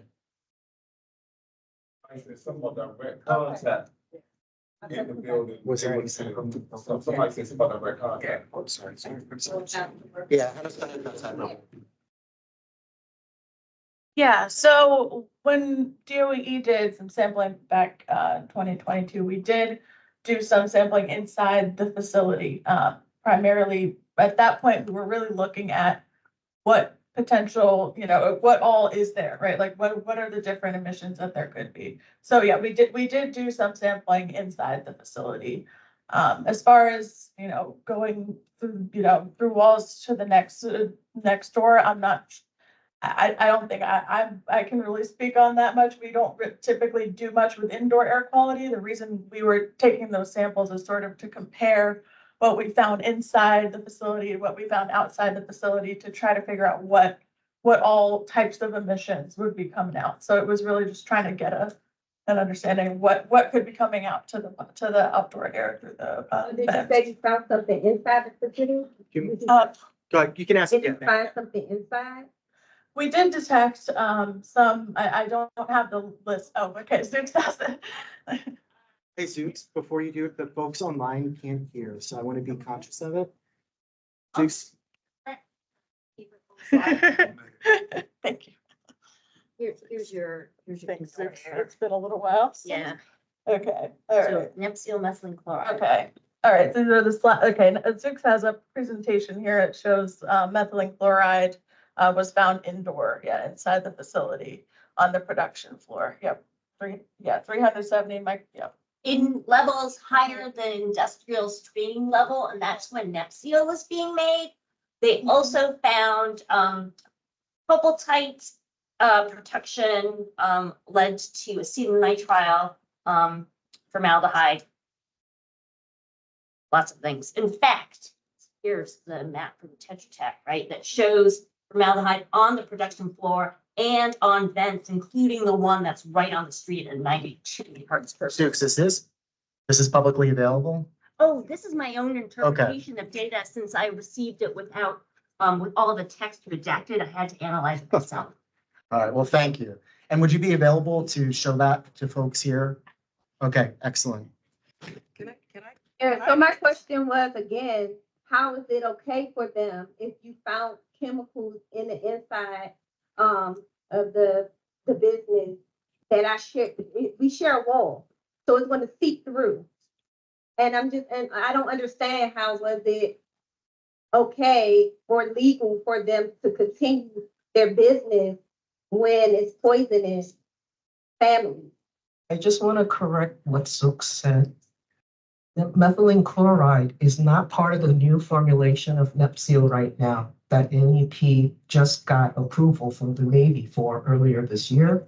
So you shouldn't have any methylene chloride coming out of this new formulation of Nepsil. In the Navy required a new formulation for Nepsil, and all the people, all the client, well, all the vendors have to meet that level, additional level of requirement. It got tighter on how you would produce it. And Hey, Marissa, I want to be really sensitive to those that are online. There's over 20 people, and I want to make sure that everything that you're saying is captured. And I also want to be sensitive because I really think we need to go back to them.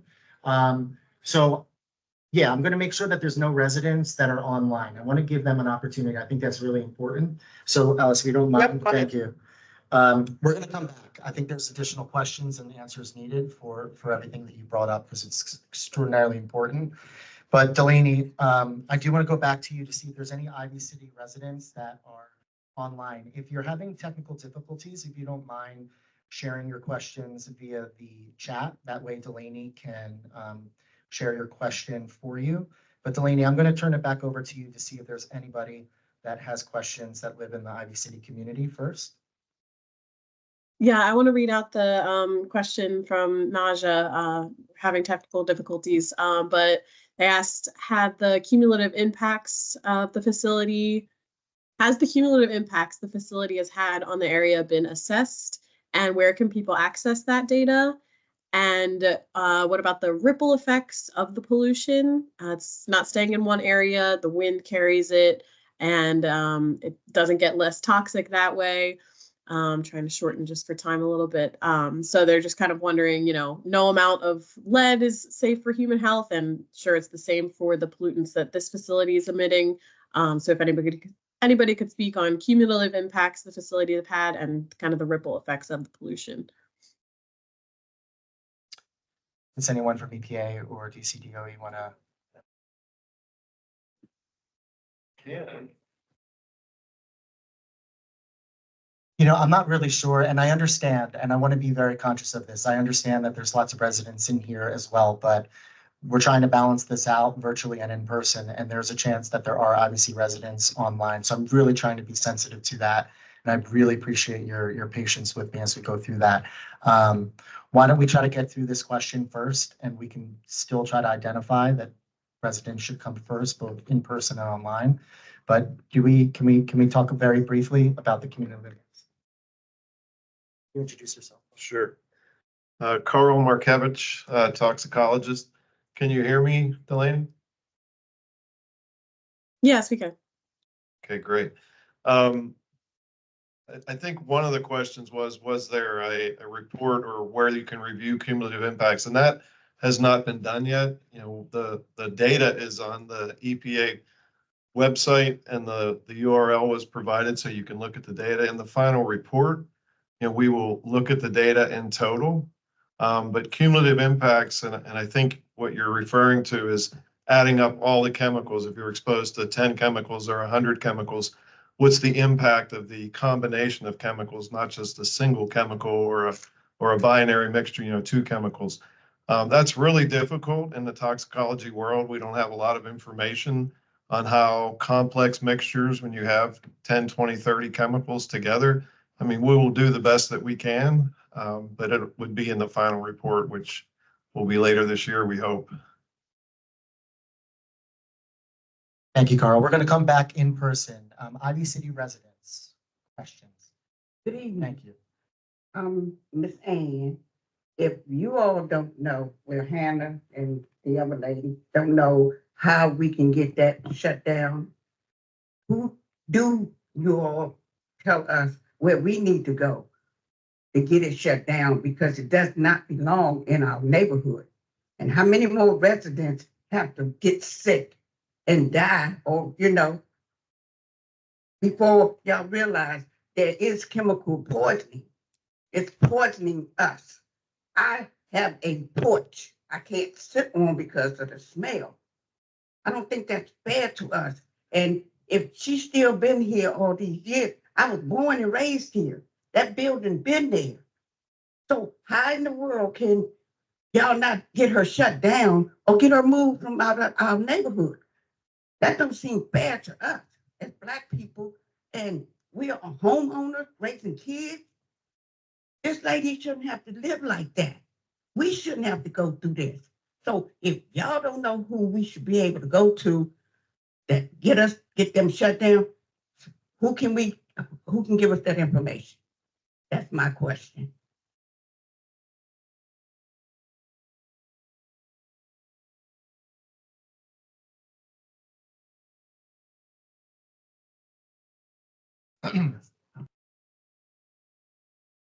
Yeah, I'm gonna switch hats. I used to work 23 years for the Centers for Disease Control. Sorry. And this is Carl speaking again. The one thing that the agency you can do is you can petition the federal public health agency to do a public health determination. They can look at all the environmental data that's out there. And if they accept the petition, they will write a report. It could be a letter, it could be, it could be 3 pages long, it could be 100 pages long. And that is something that's available. Anybody can petition, private citizen, a citizens group. Anyone can petition the agency, and I can provide that, a link to that, if anybody wants it, or I can send it to Zooks and she can send it out.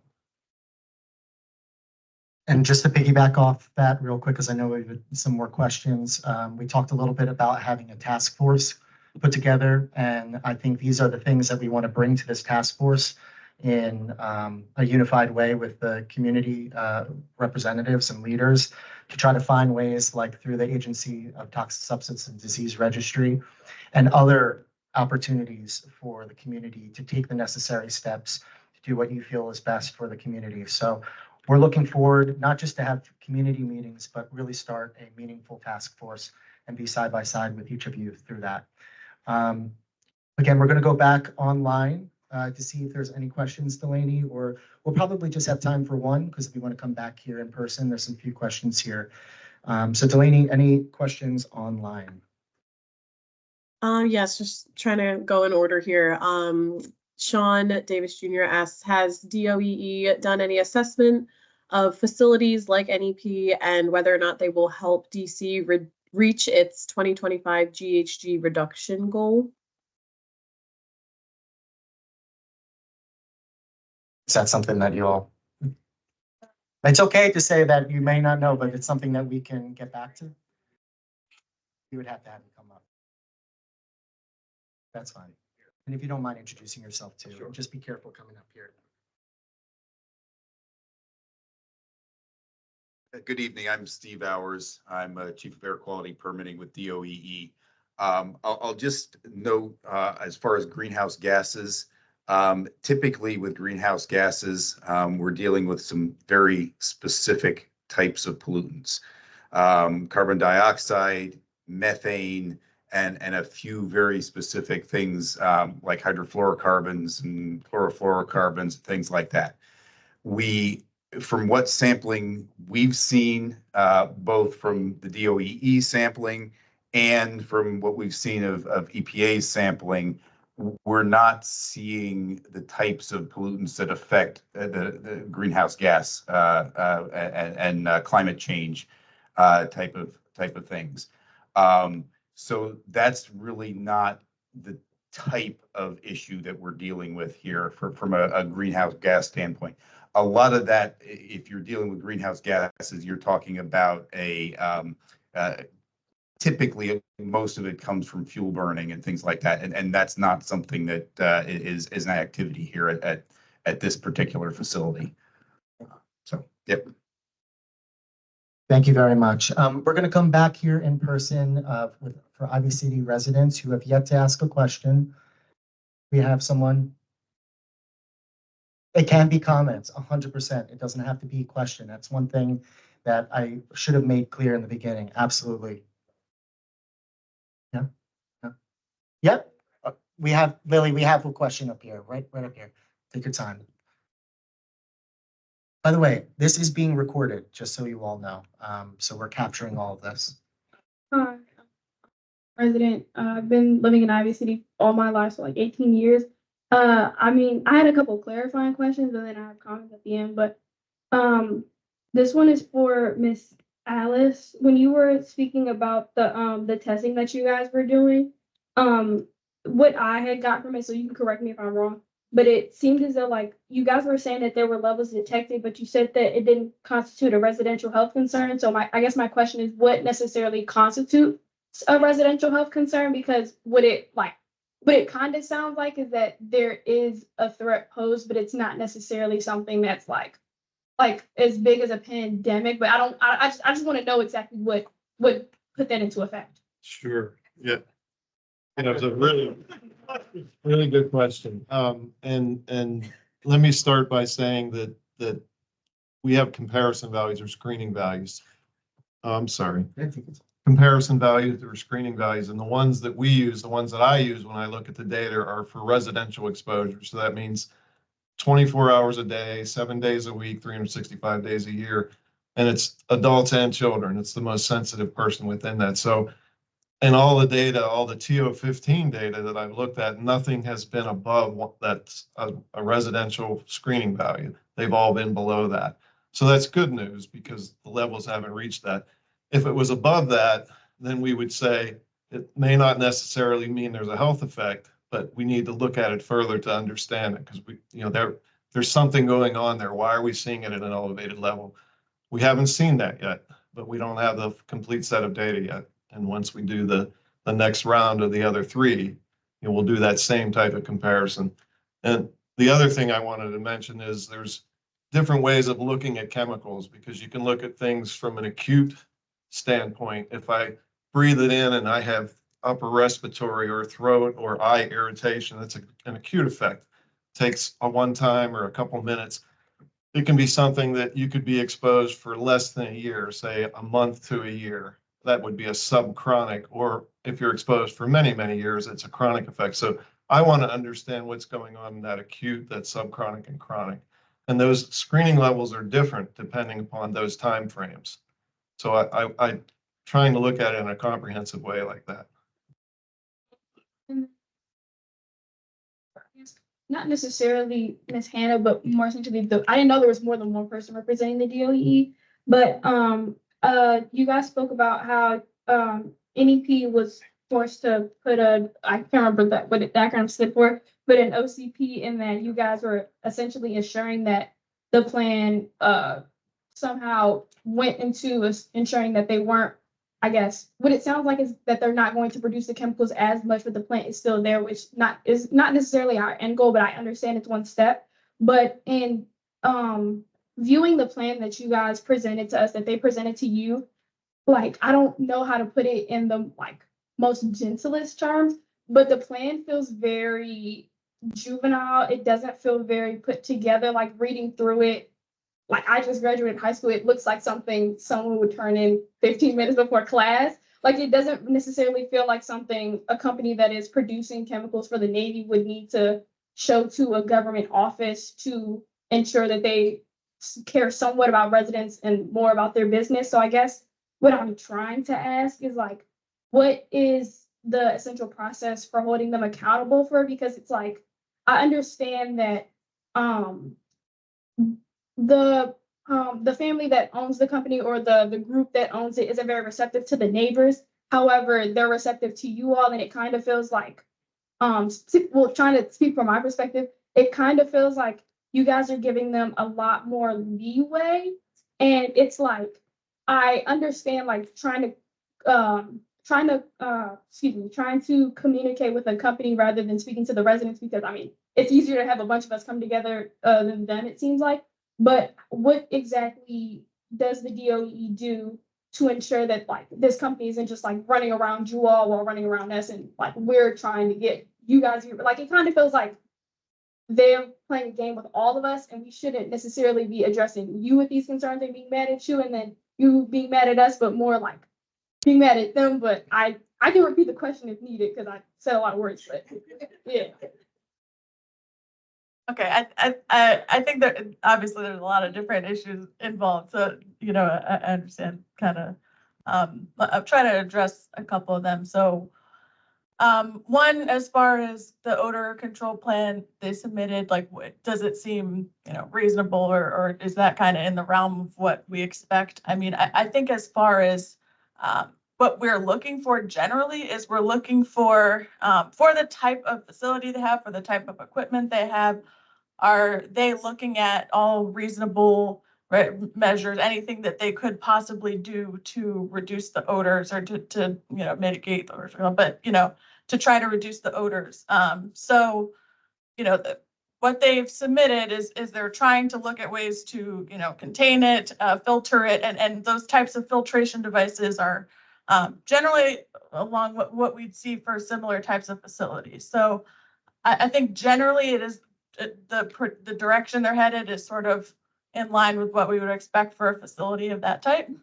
So if that kind of addresses the question, but also, like I said, odor, it's a tough thing to address, right? They might try to put those filters in, and then maybe we don't see an improvement, right? So that's where we would say, okay, you know, we're still getting all these complaints, we're still seeing the issues, we need to do more, right? So that it's kind of our goal with this is, like I said, we can't just, you know, as long as any facility that exists, it's hard to completely eliminate odors. So our goal is to try to just get them to reduce it as much as possible. So, you know, we do have inspectors, we have people out in the field going out to look at, you know, especially when we get complaints, see, you know, how bad are the odors on these days they're producing, sometimes the days they're not producing. So it's something we continue to monitor over time. You know, it's not just once they put this in and they put the plan in, they're done. The plan also has, you know, like I said, things like they have to change out the filters every, you know, we can't just tell them, here you go, here's a blanket, you know, you're good to go. It definitely requires ongoing monitoring. So that's what our staff would also be doing to make sure that they're meeting all the ongoing requirements of the plan. If that makes sense. Can I ask a quick follow-up question? Thank you. So I guess this goes more into like the logistics of the plan and what you guys would do. So like I remember from one of the slides, like it was talking about how they proposed that when it came to changing the filters, there would be like a sniff test for things like that, and like I guess other parts of their plan that don't fall to your guys' standard or code, or like you were saying, like say they install the air purifiers and they end up not working. What exactly, and I don't know like a better word for it, but like what is like the punishment or the repercussions for like the repeated failure to meet like the standards, I guess? Because like I saw what you like I can see it in my brain, but I know it's not up there. But the slide was just like, oh, we said we're gonna do this. They said they're gonna do this, but we told them they couldn't. So they gave us they're gonna figure something else out. Like what happens? This is kind of two questions in one, but is it possible that they could just keep like offering, and I don't know how else to put it blankly, but just like these like petty solutions to prolong their time, or is there like, are there consequences that happen to them when they just, I guess, like keep giving you guys the runaround? Yeah, I mean, we do have other enforcement, you know, that we have different enforcement options, right? So I mentioned, you know, sending them an administrative order. That's a formal order saying you need to do this, you know, within a specified time frame, or if you don't, you know, it's going to the courts. There's things like that, things like fines. That we do have, you know, options. You know, if the facility, especially if the facility is not working with us. You know, I think if we felt they're giving us the runaround, then from there, that's where we escalate.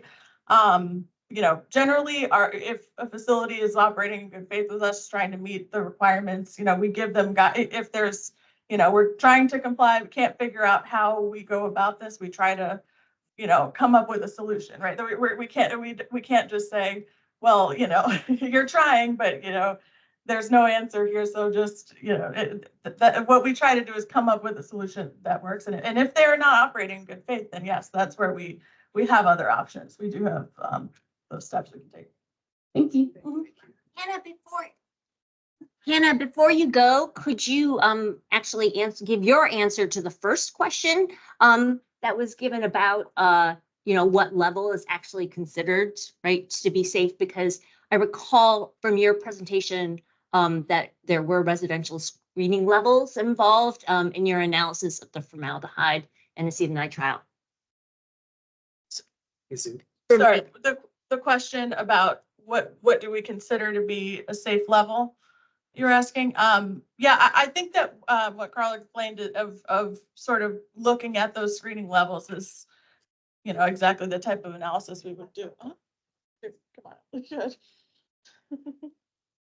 The DOEE's first report from Tetra Tech, that is what you're asking about? That is a worker exposure concentration, isn't it? We looked at both. You looked at both? Yes. So what was it that we looked at when we looked at that, the formaldehyde? I'm so sorry, but we don't have this. I want to respect the people. All right.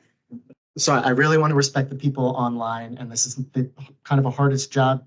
So I want to really quickly go back because we are limited with time. I want to be respectful of the time here with the church and Sister Scott and all, and Trinity Baptist Church for their graciousness in allowing us to be here. So I'm going to go online for one more question, if you don't mind. But before we get to that, I want to ensure those folks online that will capture your questions and will work diligently to answer them. If you can just, if you're okay with it, providing your contact information to Delaney via the chat box, that'll be fantastic. But we do want to be sure that we respond to your questions if we cannot get it in during the Q&A. But Delaney, I'm going to turn it over to you for one more question online.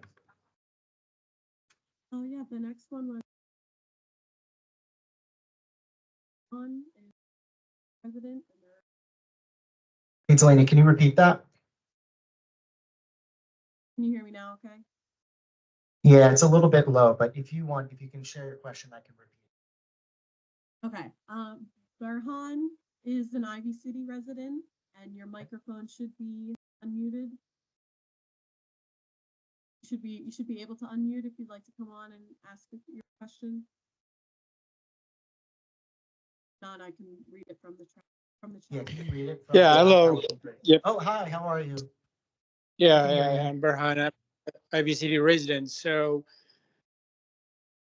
should we consider sampling indoor air quality, even if still, and before even that, do we have screening level numbers for those target compounds that we are sampling and analyzing for? And shouldn't we consider sampling indoor air quality? Because so should we be, yeah, so we're talking about society community, so that's the end point. So to really assess the risk, it has to be done indoors.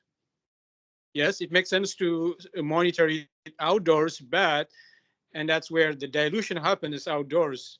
But to really nail down the pathway from the production to risk receptors, which is the community, we should consider indoor air sampling and not just one indoor, some multiple locations surrounding the facility. Yeah. Got it, appreciate it. So and the second question is, do we know the waste that's generated in the production process, and how long is it stored inside the facility, and is it even disposed, and how is it disposed of?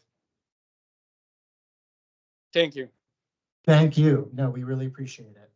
So the question is there a possibility type of indoor sampling, not just at one resident, but maybe multiple residents at this time? And then obviously, I think you know the second question, or did you hear it clearly, Carl? Yeah.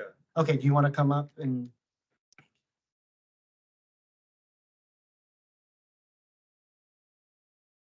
Yeah, actually, I heard three questions in there. We do have screening values for the target chemicals. So we have kind of a hierarchy that we use. EPA has what they call risk screening levels, and they're available online. Just send me an email, or I can provide that information to Zooks as well with a link to the RSLs. About sampling indoor air, and I think part of the question is if you're looking at individual health, you sample individual homes. If you're looking at community health, you do more of an outside ambient air monitoring, and it's two different questions. I think they're both really important. And so it depends on the question you're trying to answer. And, I think the agencies could probably speak to whether, they think there's a possibility of indoor air. I know in the past, coming from my public health background, there were people that actually sampled their own air. But when you're doing indoor air sampling, it's really difficult. And, Alice had alluded to it a little bit, that you have to make sure that you don't have any paint cans and fuel cans and cleaning products. And it's amazing how sensitive these tests are inside homes. So you kind of look at a target analyte list, you have certain chemicals you want to see. And then the last one was about the indoor air. So I don't know if anyone else wants to speak on that. Okay. At this time, from what I understand, at this time, there are no plans for indoor air sampling. But we certainly hear you loud and clear, and it's not just you. We've heard it multiple times, and we certainly keep that in note when we're having our internal discussions. But as of right now, there's no plans for indoor air sampling. Again, I do want to be conscious of the time. I do want to allow for another question here in person. And then what we're going to do here, for those here, we will be available. Back there, got it. We will be available to talk one-on-one, but I do want to be respectful to the church, which again, thank you so much for your graciousness in allowing us to have this open dialogue forum, and we hope to do it more. But we'll take one more question here in person.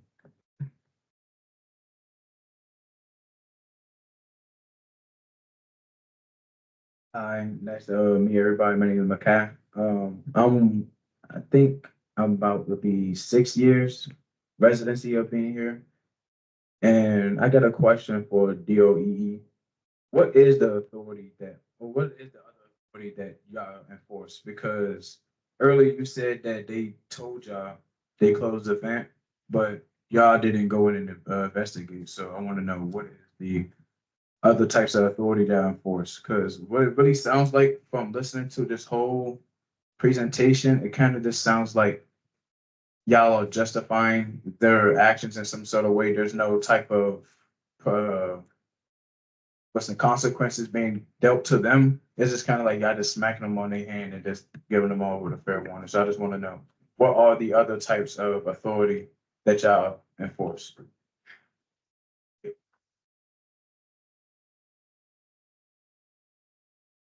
Yeah, no, I think that's a good question. Totally understand, where you're coming from. I think, in general, one of the things I've tried to highlight is, we're trying to, I know this is the term Parisa had mentioned that is tough that our goal is sort of to bring the facilities into compliance with our regulations, right? So, like I was explaining to the young lady earlier, that if they're not meeting those, working with us to meet those requirements and working in good faith to meet all the requirements of our regulations, and that's where that we do have authorities to things like fine or issuing orders requiring them to do more, going through sort of the legal system, legal aspect. At this point, it's a lot easier and I think we get faster action, actually, as slow as it has been. I hate to say that we do get faster action when we work with the facilities collaboratively, and they have been, willing to to make all the changes that we've asked them to.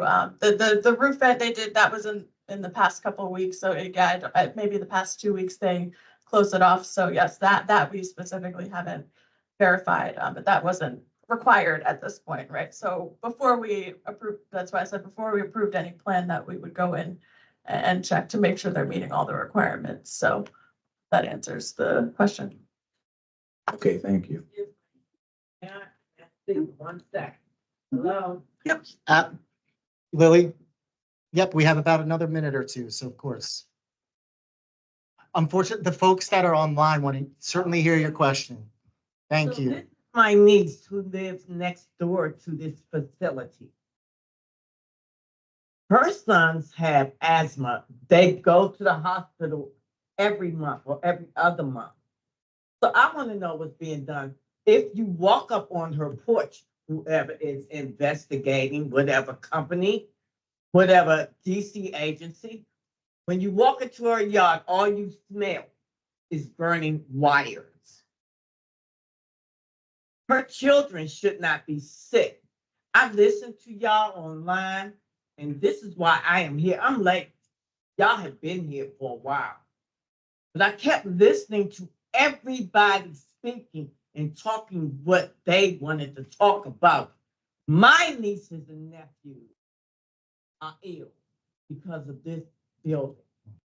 So why don't y'all, whoever is responsible for investigating, go to her home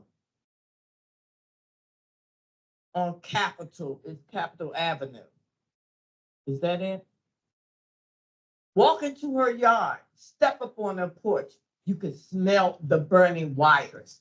They have been there since she moved there. And she's been there for years. She has 6 children. Her husband and her have 6 children. And find out how many times that they had to take their children to the hospital for asthma treatments, for anything. Somebody is responsible.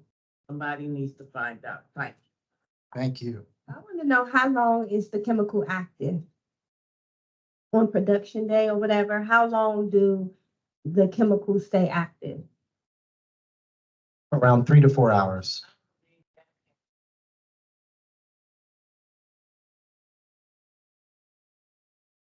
Go right ahead. Hi, my name is Sharon Edwards.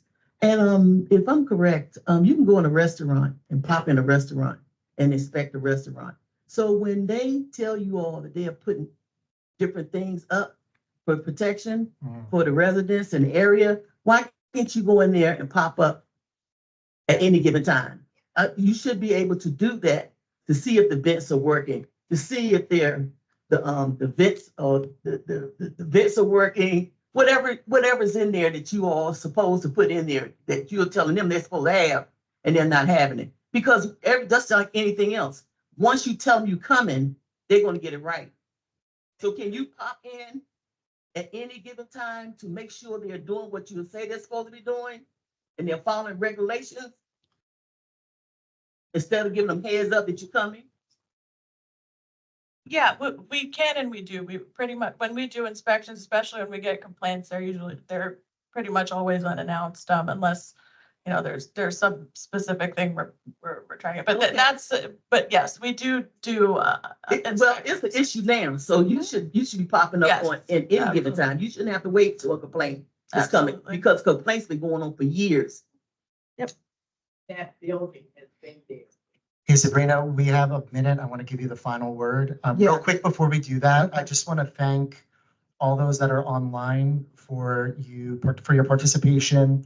Thank you, Delaney. But this is going to be the last comment. We're going to be here if you want to speak with us one-on-one, of course. But again, thank you. Thank you to all the partners. Thank you again to the church for your kindness. And again, to all of you, the residents of Ivy City. So Sabrina, we're gonna end it with you. Thank you. Yes. Couple things. We haven't heard from Director Jackson. We want to know that's one. We want to know if the EPA or DOEE feel that they should be closed. We're saying that they should be closed. You all are giving them a slap on the wrist, like Maya said. should they be closed? Should they be somewhere else other than Ivy City? Also, we're talking about toxins that came into our air. There are some SDS safety data sheets that's out there on the table. On those safety data sheets, it says that these toxins should not be it should not be released into the environment. And they have been released into the environment for over 90 years. So whatever happened the past couple of years with the monitoring, testing, or whatever, still, they have been releasing these toxins in our air and our soil for over 90 years. And it specifically says on the safety data sheets, there are some copies on the table. Y'all can pick them up. It says, do not release these toxins. Can we make that available for the virtual folks too? That way, maybe we can share that with me so we can get that to them as well. Thank you. Yes. I appreciate it. Do we want to address? Oh, and also we're disappointed that Adam Ortiz left early because he need to hear all of this. But you're recording it, so I hope he hears it. Good evening, everybody. There's a reason why I wasn't speaking, because I wanted everybody to say what they had to say and allow my experts to speak. Also because I know the emotion that goes on, and I know there's a lack of trust between me and the community, and I understand that. We're approaching it from different perspectives. The end result is still to be the same, right? How we get there, that path is not determined yet, but we're still working on that particular motion going in that direction. We focused on shutting down the plant. That's what I'm hearing. I understand that. The path to get to shutting down the plant does not necessarily run through DOEE. DOE is doing what it's supposed to be doing by law. One of the things that was not mentioned is, as we talk, and I need to see you before we leave. I had planned on doing that for your aunt spoke, but she just kind of upped my ante. So we do need to talk before you leave. I need your name, address, and everything else. That's not a hope. That's what I'm requesting. So it's not a hope. Again, I take this stuff personal. I take it personal for one simple reason. I understand the community. I understand the debt that I owe to society for what got me to where I'm at today. But my approach is going to be different than most people because my approach is not based on emotion. My approach is based on what needs to get done and how do we get there. That's my point. To deal with the problems that we have is not a sprint. I understand we want it done right now. To clean the environment, to do all the things we talk about is a marathon. It's a run. And we all have to be invested in it in order for it to succeed. I'm invested. My team's invested. That's why the entire air quality team is here. That's why I'm here. Because I'm willing to say, I'm in it with you. I will work with you. And again, I understand the trust issue, but I'm not going to approach it your same way. And I'm asking you to respect that because the end goal is still the same on both our sides. The point between points A and B, there's multiple paths. I'm just on a different path than you, but the end result's still the same. That's what we're after. One of the things that were talked about in terms of what we're doing, in order for the odor control plan to be executed, we have to deal with the chicken and the egg that Hannah talked about, right? Right now, because of the way we wrote our regulations for odor control plans, it requires a PE and it requires a permit to be in place before the plan can be executed. That's the sticking point we're going through, and that's what Hannah spoke about regarding emergency legislation rulemaking that would allow us to allow them to install the equipment they have right now versus having to wait to get a permit because there's caught in this infinite loop, and that's where we're at. So how do I resolve that issue is where we're trying to get to. So everything that you're saying, can we do surprise inspections? How do we verify all those things? As it stands right now, there is no odor control plan in place that triggers enforcement actions, that triggers escalating levels of enforcement because I can't get the plan in place because I don't have the proper regulations. So when those regulations were written, again, overzealous, lesson learned, shouldn't have put certain things in there because in this particular case, it has brought us here where we're just circling on the wheel, we can't get it done. So we need to step out of that, find a way to allow them to install the equipment, execute the plan, monitor the plan, and work it that way. Again, the end game is still the same, but DOE is not necessarily pathway. This gentleman spoke about another path that could take us there. Council may have a path that could take us there. There's maybe multiple paths to get to the end game. But this isn't the only answer, and this isn't the only way to get it done. So we will continue to work with the community, with NEP, and with every other polluter or responsible party that we have in the city, because that's what our job is. And so with that, I do want to talk, like I said, to the young lady next door, and I will come to, I want to see what's going on there with regards to how we can help you. The indoor air stuff, everybody said it, you don't have to believe it, doesn't make it not true. Indoor air testing is very, very hard because of what's required to get a good test. Does that mean we shy away from it? No. But we want everybody to understand exactly what they're getting into when they're doing that. So that's where I'm kind of at with that. I'm willing to work. We want to continue to work, as it's been said multiple times. That's why everybody's here. That's why I came to be here for it, because we are invested. Like I said, you guys have taken ownership. You've proven that. You've demonstrated that, and I applaud you for that. We have ownership as well. And working together, we can all get to the same goal, but it's definitely going to be on a different path. I guarantee it, because that's just the reality, and that's where I'm coming from. I'm just trying to be honest with you about it. I'm not going to apologize for my actions. I'm going to work on trying to win back some of that trust, but it is what it is, and we want to move forward from here. That's why I'm standing up here. You didn't need to call me out. That's fine. You didn't need to smile, but we're going to still work it out because it's my responsibility, and I take that serious. All right, folks, thank you so much for everyone here in person, and again, for all of those virtually. We appreciate you staying, certainly more so than the time permitted, but this was important and meaningful discussion, and there will be much more of it. Wishing everyone safe travels here and also virtually. Thank you so much again for attending, and be well. Take care. Thank you, Delaney. Thank you, everybody. Really appreciate you. We'll be here if you have any questions you'd like to speak to us one-on-one. Thank you.